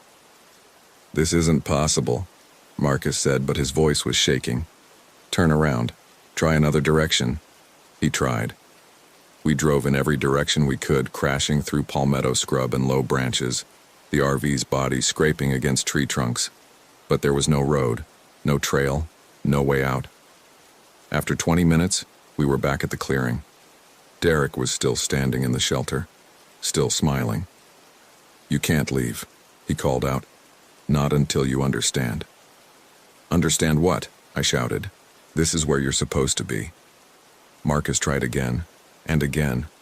Every time the road disappeared, every time we ended up back at the clearing. The sun was setting by the time we gave up. We sat in the RV, doors locked, lights on, not speaking. The fire outside was still burning with those pale flames. Derek had gone back to his sleeping bag. We're going to die here, Vanessa whispered. No, Marcus said, but he didn't sound convinced. My phone said 11:34 p.m., or maybe it said 4:16 a.m. I'd stopped paying attention to the time. We need a plan, I said. What plan? We can't leave. The forest won't let us. So we wait until morning, try again in daylight. You think that'll make a difference, and I didn't. But I said, maybe.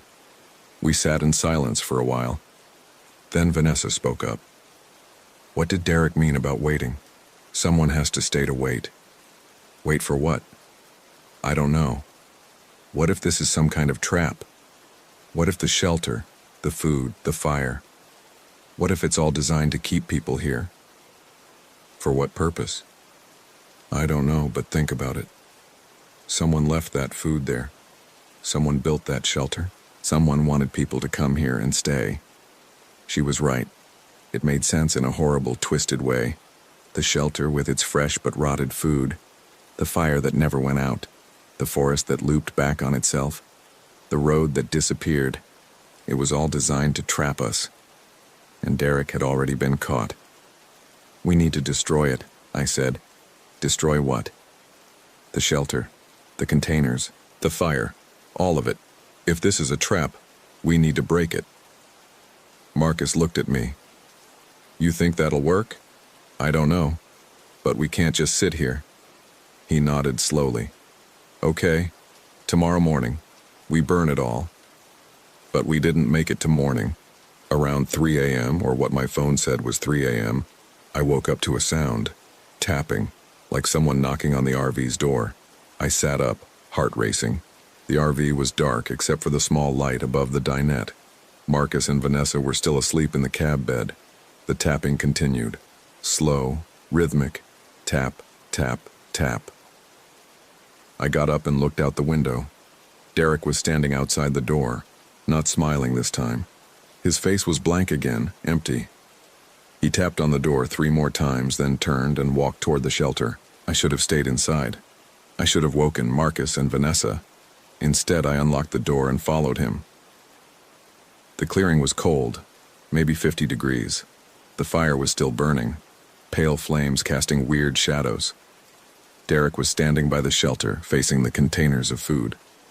Derek, I said quietly. He turned. You need to eat. What? The food. You need to eat it. I'm not hungry. You will be. You'll get so hungry, and then you'll eat, and then you'll understand. Understand what? What I understand.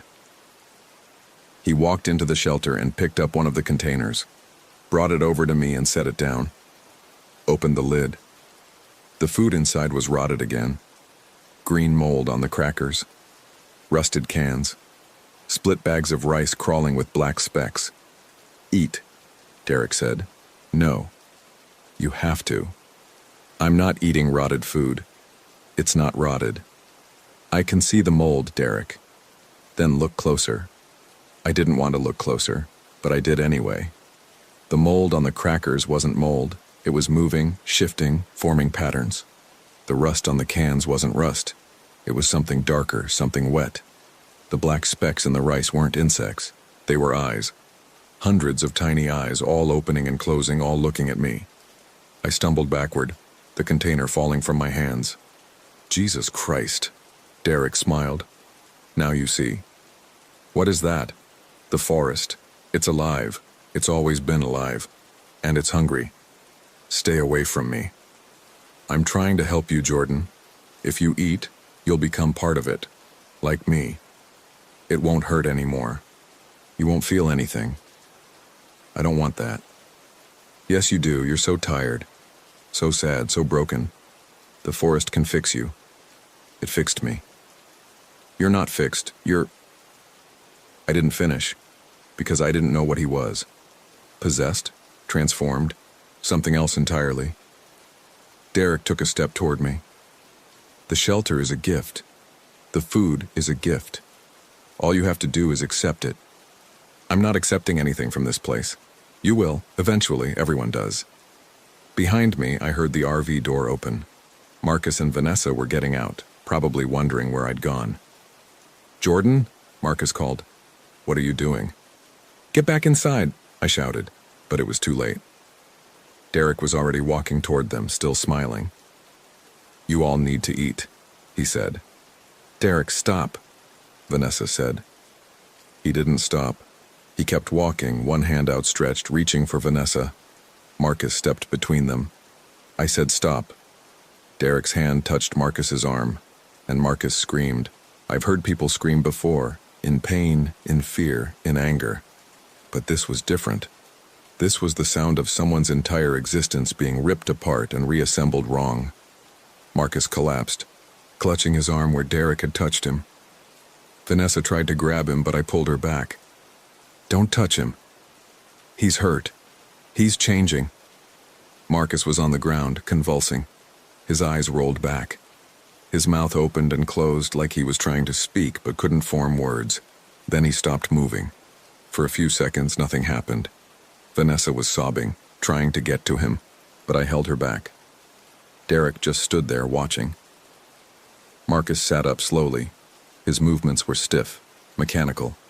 He turned his head to look at us, and I saw his eyes were unfocused, just like Derek's. It's better now, Marcus said. His voice was flat, emotionless. I understand now. Marcus, Vanessa whispered. You should understand too. He stood up and started walking toward her. I didn't think. I just grabbed Vanessa and ran. We crashed through the forest, branches whipping our faces, palmetto fronds slicing our arms. Behind us, I could hear them following. Derek and Marcus moving together, steady and relentless. We ran for what felt like hours. The forest stayed dark the entire time. No hint of sunrise, even though it should have been dawn by now. My lungs burned. My legs felt like they were going to give out. Vanessa was ahead of me, somehow finding the strength to keep moving. Then she stopped so suddenly I almost crashed into her. We were back at the clearing. The RV was there. The shelter was there. The fire was still burning. And standing by the shelter waiting for us were Derek and Marcus, still smiling. You can't leave, Derek said. We tried to explain. You can't leave until you understand. Vanessa collapsed to her knees, sobbing. I wanted to comfort her, but I was barely holding myself together. What do you want from us? I asked. Nothing, Marcus said. We want to help you. By turning us into whatever you are. By freeing you. From pain, from sadness, from everything that hurts. I don't want to be free from that. You will. They started walking toward us. Slow, methodical steps. I helped Vanessa up, and we backed toward the RV. "Get inside," I told her. "Lock the doors. Don't let them in." "What about you?" "Just do it." She ran to the RV. I heard the door open, then slam shut, then the click of the locks. Derek and Marcus stopped about 10 feet away from me. "Jordan," Derek said, "you're suffering. You have been for so long. Since the divorce. Since before that. You carry so much pain." He was right. The divorce had been the culmination of years of problems. My ex-wife had tried to help me, tried to get me to open up, but I couldn't. I'd just retreated further inside myself, letting the depression and guilt consume me. "The forest can take that away," Derek continued. "All of it. You won't remember the pain, you won't remember anything, just peace. Just quiet." "That's not peace, that's oblivion." "What's the difference?" I didn't have an answer. Marcus spoke up. "I fought it too at first, but Derek helped me see. It's not death, Jordan, it's transformation. We become part of something bigger, something eternal, something that eats people, something that gives them purpose." They moved closer. I backed up against the RV door. "Vanessa," I shouted, "start the engine." I heard the generator kick on, then the rumble of the RV's engine starting. But we both knew it wouldn't matter. The forest would just swallow the road again. Derek reached for me, and I did the only thing I could think of. I ran toward the fire. The pale flames didn't burn like normal fire. They were cold, sending chills through me as I got close. But I didn't stop. I grabbed a piece of burning wood. It felt like ice in my hand, and threw it at the shelter. The wood hit the roof. The tin immediately caught fire, but the flames were wrong. Black instead of orange, spreading in unnatural patterns. Derek and Marcus stopped. For the first time, their expressions changed. Not fear exactly, but something close to it. "What are you doing?" Derek asked. "Destroying it," I said. I grabbed more wood and threw it at the containers of food. They caught fire too, the plastic melting and releasing a smell so foul I gagged. But I kept going, throwing burning wood at anything I could reach. The shelter was fully ablaze now, black flames consuming the structure. And as it burned, I heard screaming. Not human screaming, something deeper, more primal, like the forest itself was crying out in pain. Derek and Marcus were on the ground clutching their heads. Their blank expressions were gone, replaced by agony. "Stop!" Marcus shouted. "You're killing it." "Good." I grabbed the last piece of burning wood and threw it at the fire pit itself. The pale flames erupted, shooting 20 feet into the air, turning from pale to brilliant white to nothing. And then everything stopped. The fire went out. The shelter collapsed into ash. The containers melted into puddles of plastic. The forest was silent. Derek and Marcus were lying on the ground, not moving. I ran over to them, checked for pulses. Marcus had a pulse. Weak, but there.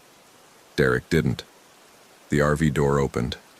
Vanessa came out looking shell-shocked. "Is it over?" she asked. "I think so." We got Marcus into the RV. He was unconscious but breathing. Vanessa tried the ignition, and the RV started normally. She put it in drive and headed toward the road. The road was there. Rutted and rough, but there. We followed it out, neither of us speaking. Both of us afraid that if we said anything, the forest would change its mind and trap us again. We made it to the main road, then to civilization. We stopped at the first gas station we found and called 911. The ambulance took Marcus. The police took our statements, but I could tell they didn't believe us. Why would they? Haunted forests and possessed people and fires that don't go out. It sounds insane. Marcus woke up 2 days later with no memory of what happened. The doctor said it was trauma-induced amnesia. Maybe it was. Or maybe the forest took those memories when I destroyed the shelter. Derek's body was never found. The police searched the clearing, but there was no trace of him. No shelter, no containers, no fire pit. Just an empty clearing in the middle of Ocala National Forest. I've been trying to forget what happened, but I can't. Every night I dream about Derek standing in that shelter smiling, about Marcus convulsing on the ground, About those eyes in the rice opening and closing, watching me, and sometimes late at night I wonder if I really destroyed it, or if it's still out there waiting. Building a new shelter, stocking new containers with rotted food that isn't really rotted, waiting for the next group of people stupid enough to stay. My name is Jordan Clark, and I think I left something behind in that forest. Something important. I think I left a part of my soul.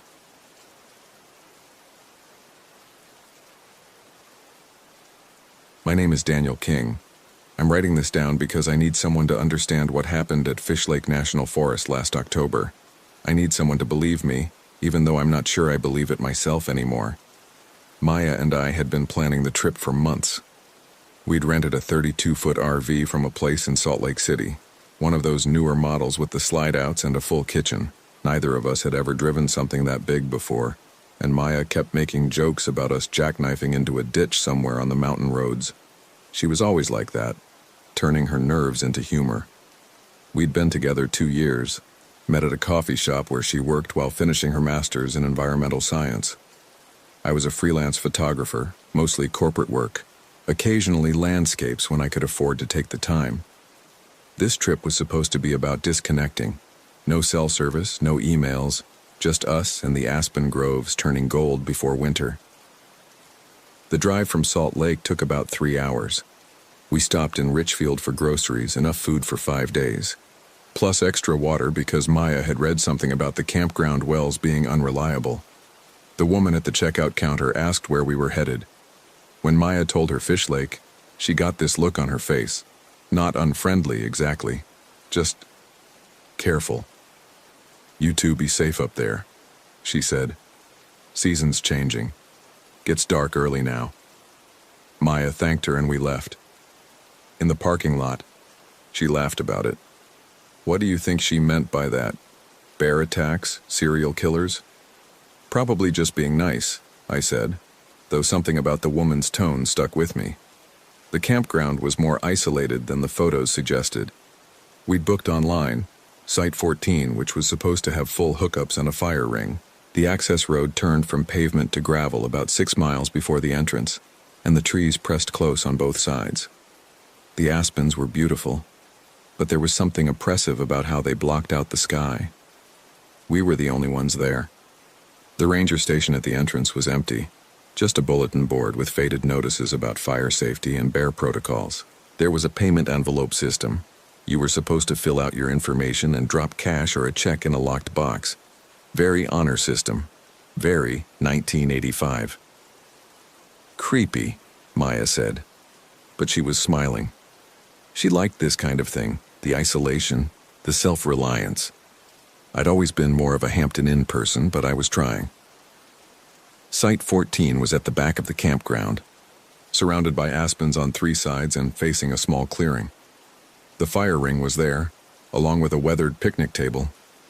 The hookups worked: water, electricity, even a sewer connection. I got us leveled and connected while Maya explored the area.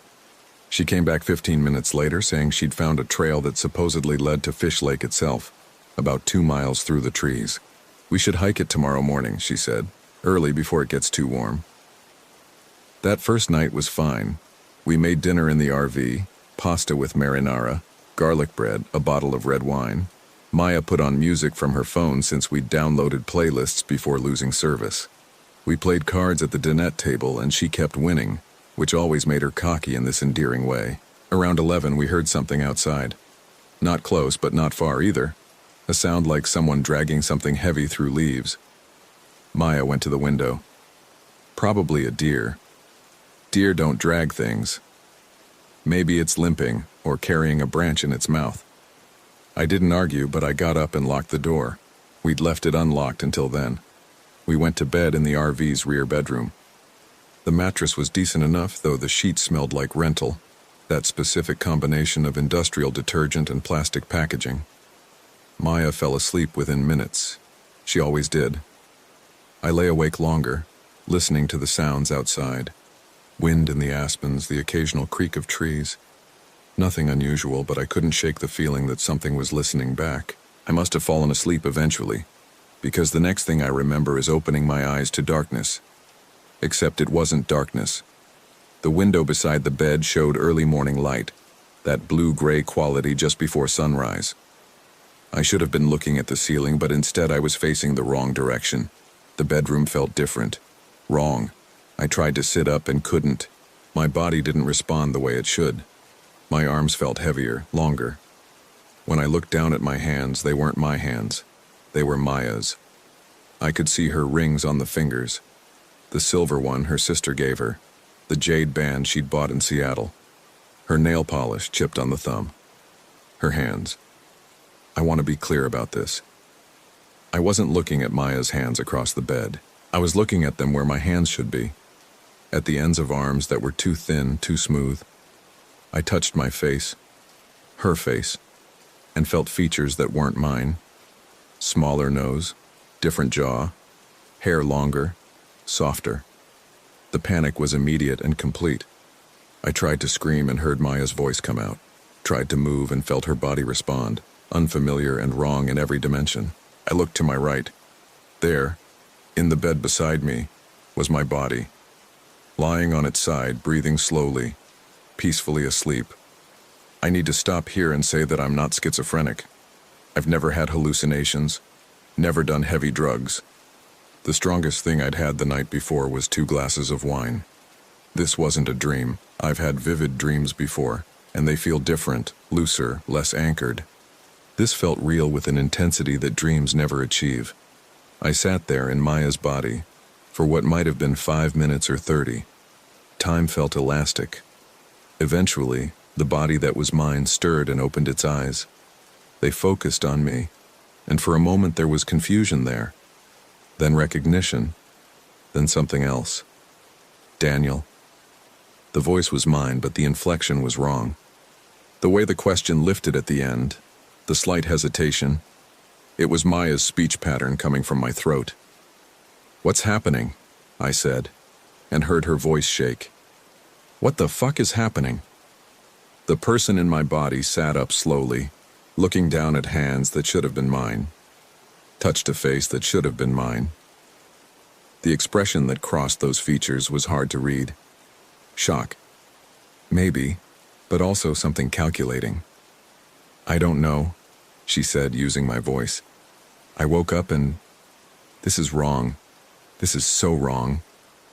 We sat there staring at each other. I could see myself from the outside now.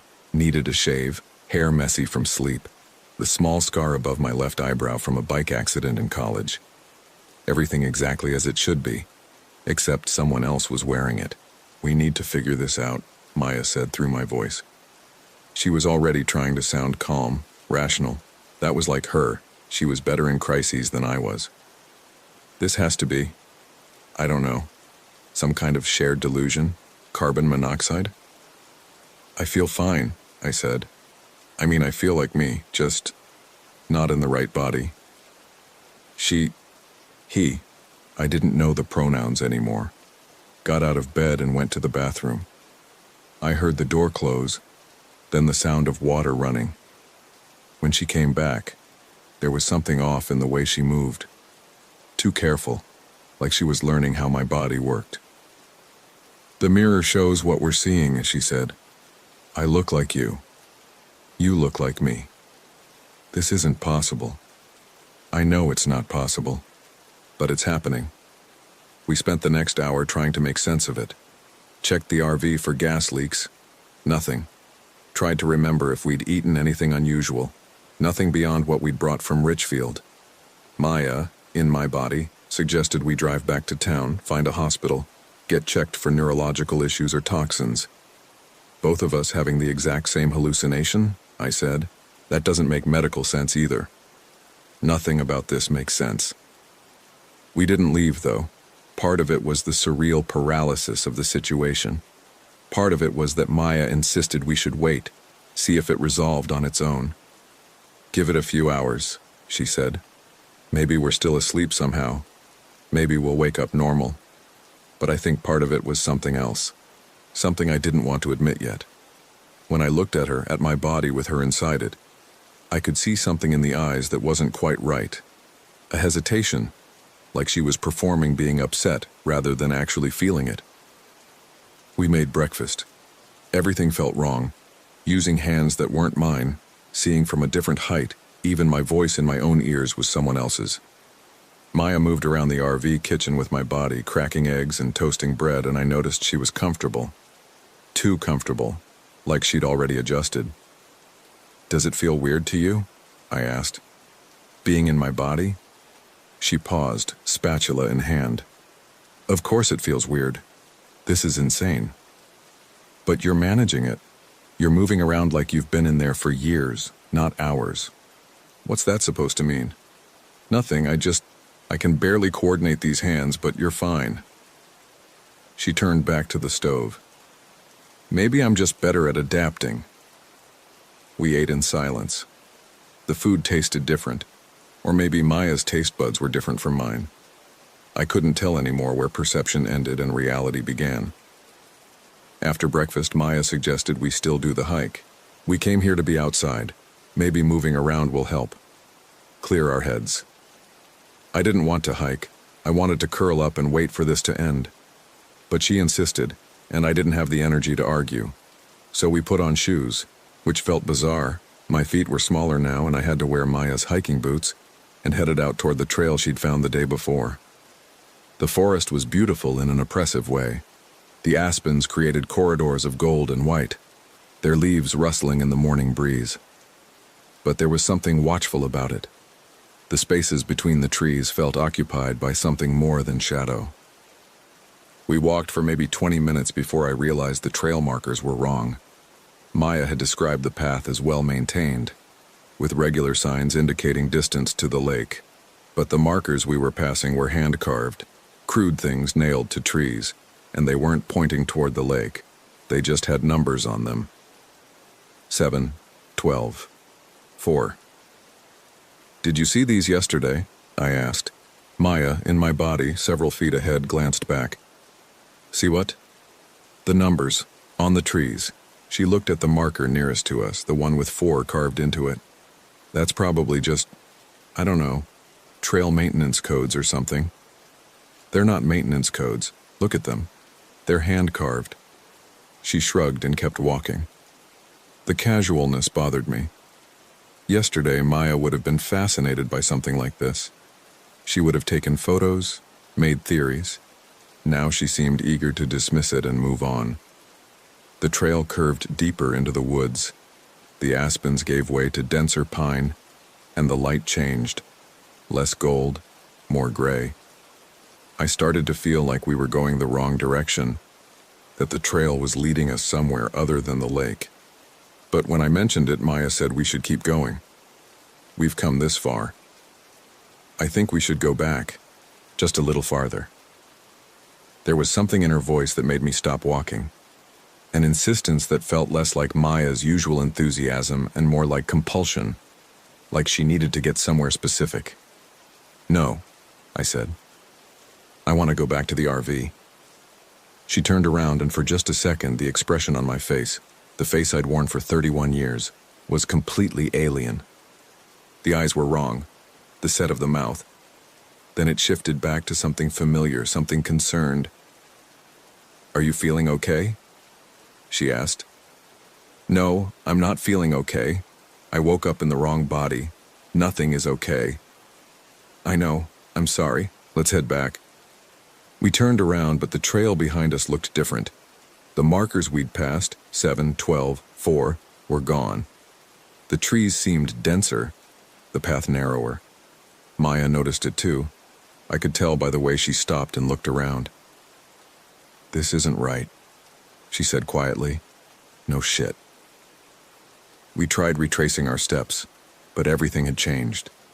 The aspens we'd walked through were now pine groves. The trail split in directions we didn't remember seeing. And the light was wrong. It should have been late morning by now, but the forest seemed darker, like dusk was coming early. Eventually, we found the campground, not by following the trail, but by literally stumbling out of the trees into the clearing where our RV sat.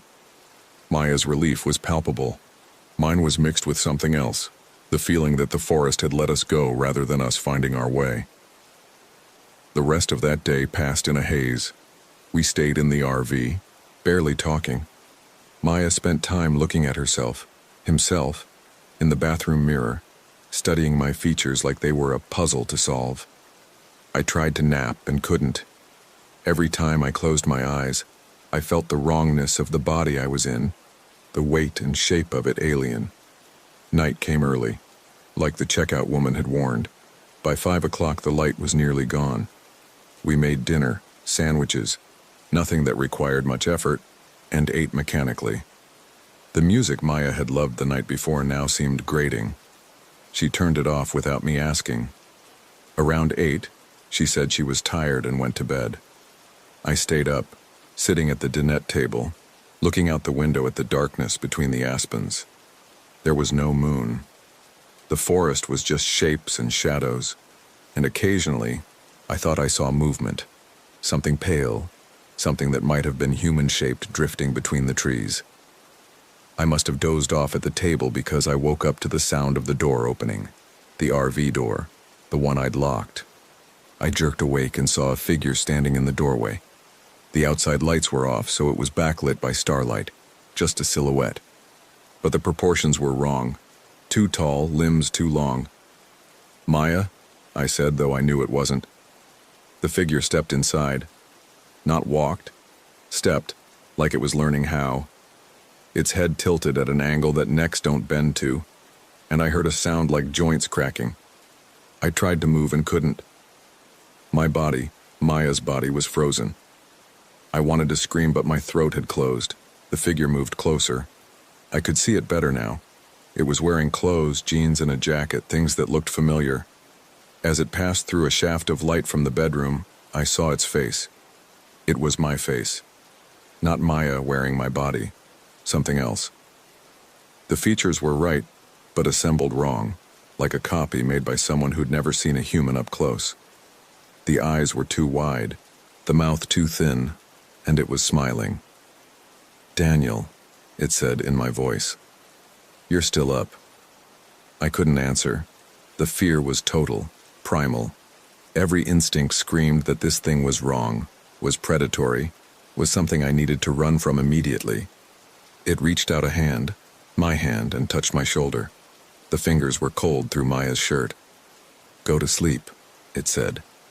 And I did. I woke up in the bed, morning light coming through the window. Maya, the real Maya I hoped, was beside me, sleeping peacefully. For a moment I thought it had all been a nightmare. Then I looked at my hands and saw hers again. I got up carefully, not wanting to wake her. In the bathroom I studied Maya's face in the mirror. Her features, her eyes, her expressions. But something felt different, like I was settling into it, the wrongness becoming familiar. When Maya woke up, she seemed more energized. "I slept great," she said, stretching my body in ways that made my joints pop. "I think I'm getting used to this." "You're getting used to it?" "Well, not used to it, but it's not as awful as yesterday. The panic has worn off a bit." "I saw something last night," I said. "After you went to bed, something that looked like you, like me, came into the RV." She frowned. "What do you mean, something that looked like you?" "It came through the door. It was wearing my face, but it was wrong. The proportions, the way it moved." "You were dreaming." "I wasn't dreaming." "Daniel, we're under a lot of stress. Our brains are in someone else's body, for Christ's sake. You had a nightmare, that's all."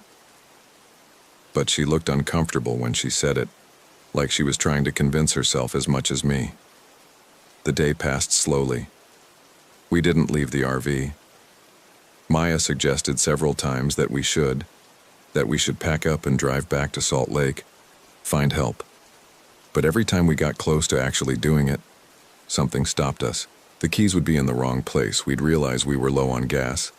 Maya would remember we'd planned to stay 5 days and we'd only been there 2. It was like the decision to leave was right there, obvious and necessary, but we couldn't quite grasp it. By the 3rd night, I was starting to lose track of who was who. When I looked at Maya, I saw my body, and my brain would insist that's where I belonged. When I looked in the mirror, I saw her face, but it was starting to feel like my face. The wrongness was fading into a new kind of normal. We talked less. Maya spent time outside, walking around the campsite, always staying close but never quite close enough for a real conversation. I stayed in the RV, moving between the bed and the dinette, watching the forest through the windows. I started seeing things in the trees. Not the figure from the first night, something else. Faces maybe, or the suggestions of faces. Shapes that might have been human once.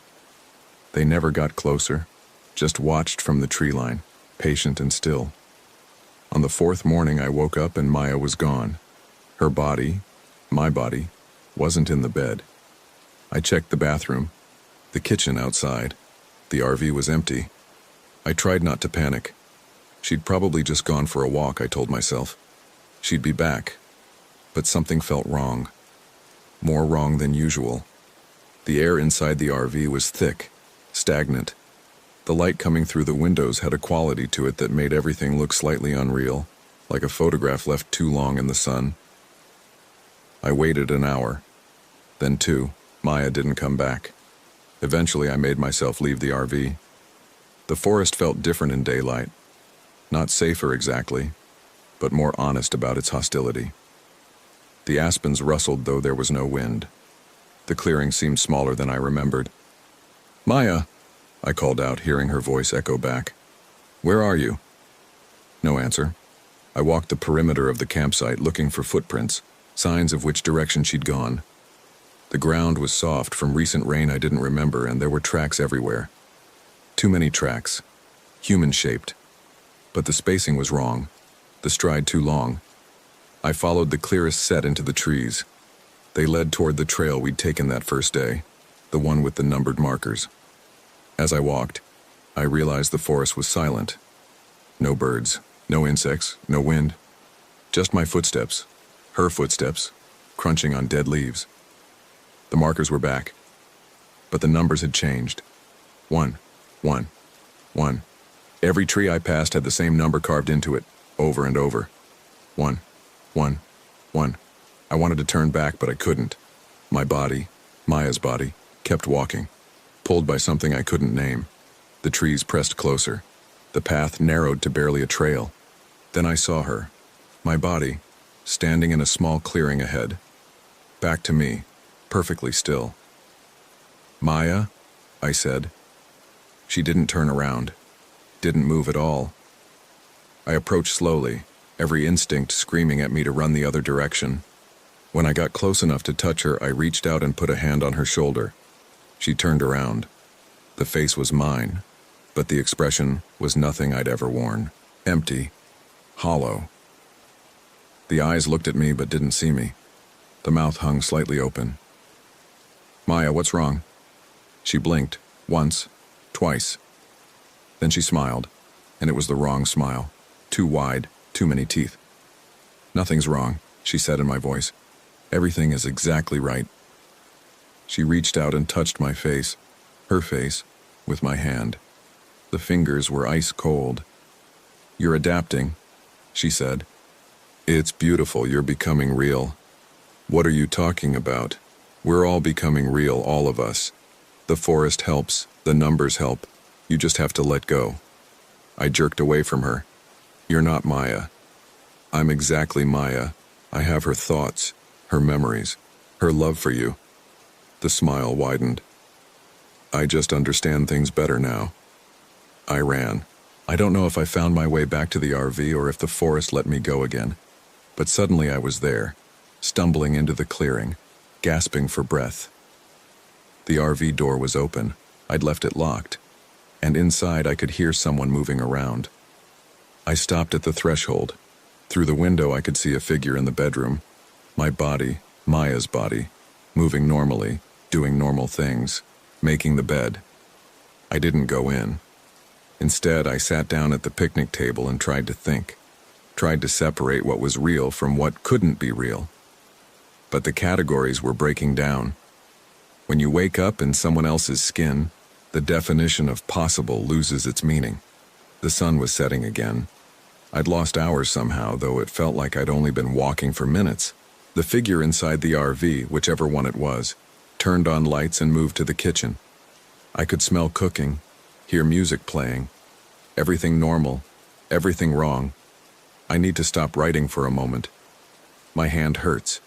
Except it's not my hand. I keep forgetting that. It's been 3 weeks since I left Fish Lake National Forest. I'm writing this from a motel outside of Provo.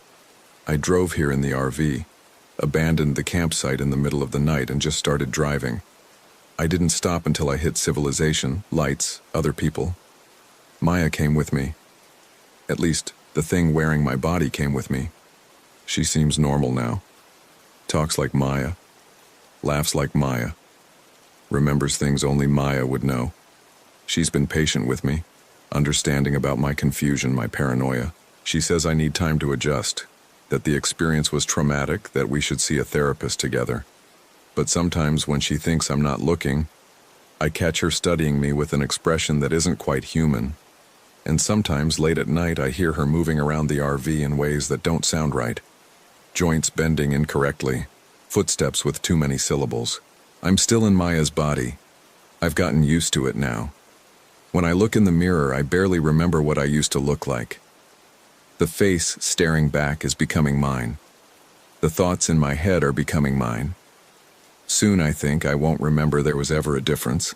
And the worst part, the part that keeps me up at night, is that I saw it.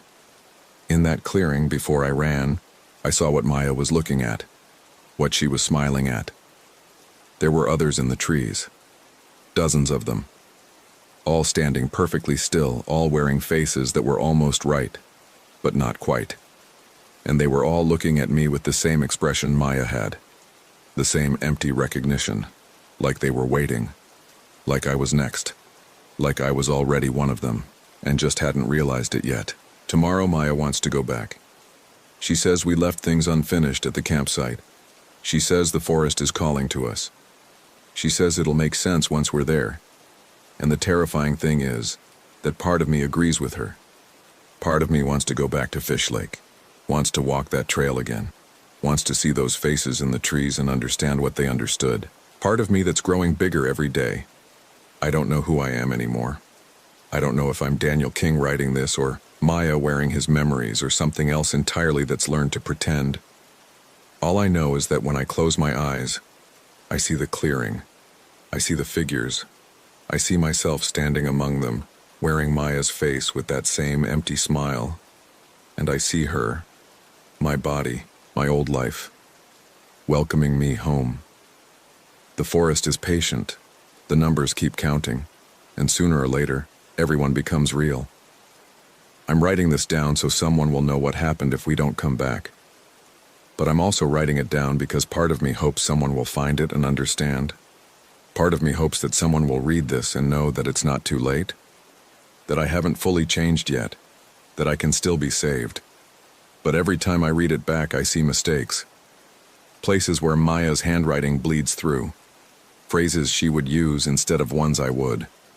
The words themselves are changing, becoming something neither of us wrote. Maybe that's the point.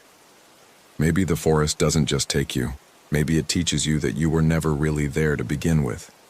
That the person you thought you were was just a story you told yourself, and stories can be rewritten. Maya is calling me now. She says it's time to go. She's smiling that smile that's mine but isn't. And there's something in her eyes that might be love, or might be hunger, or might be the forest itself looking out at me. I'm going to close this notebook now. I'm going to get in the RV. I'm going to drive back to Fish Lake National Forest with the woman who is and isn't my girlfriend, in the body that is and isn't mine. And when I get there, I think I'm going to understand. I think I'm going to see myself as I really am. I think I'm going to walk into those trees and find the clearing and stand with all the others who learned what it means to be real. And maybe, just maybe, I'll finally feel like I'm in the right skin. Even if it's not my own. Even if it never was. My name is Daniel King, at least I think it is. At least that's what the person wearing this face keeps telling herself. The forest is waiting. The numbers are counting down, and I'm almost home.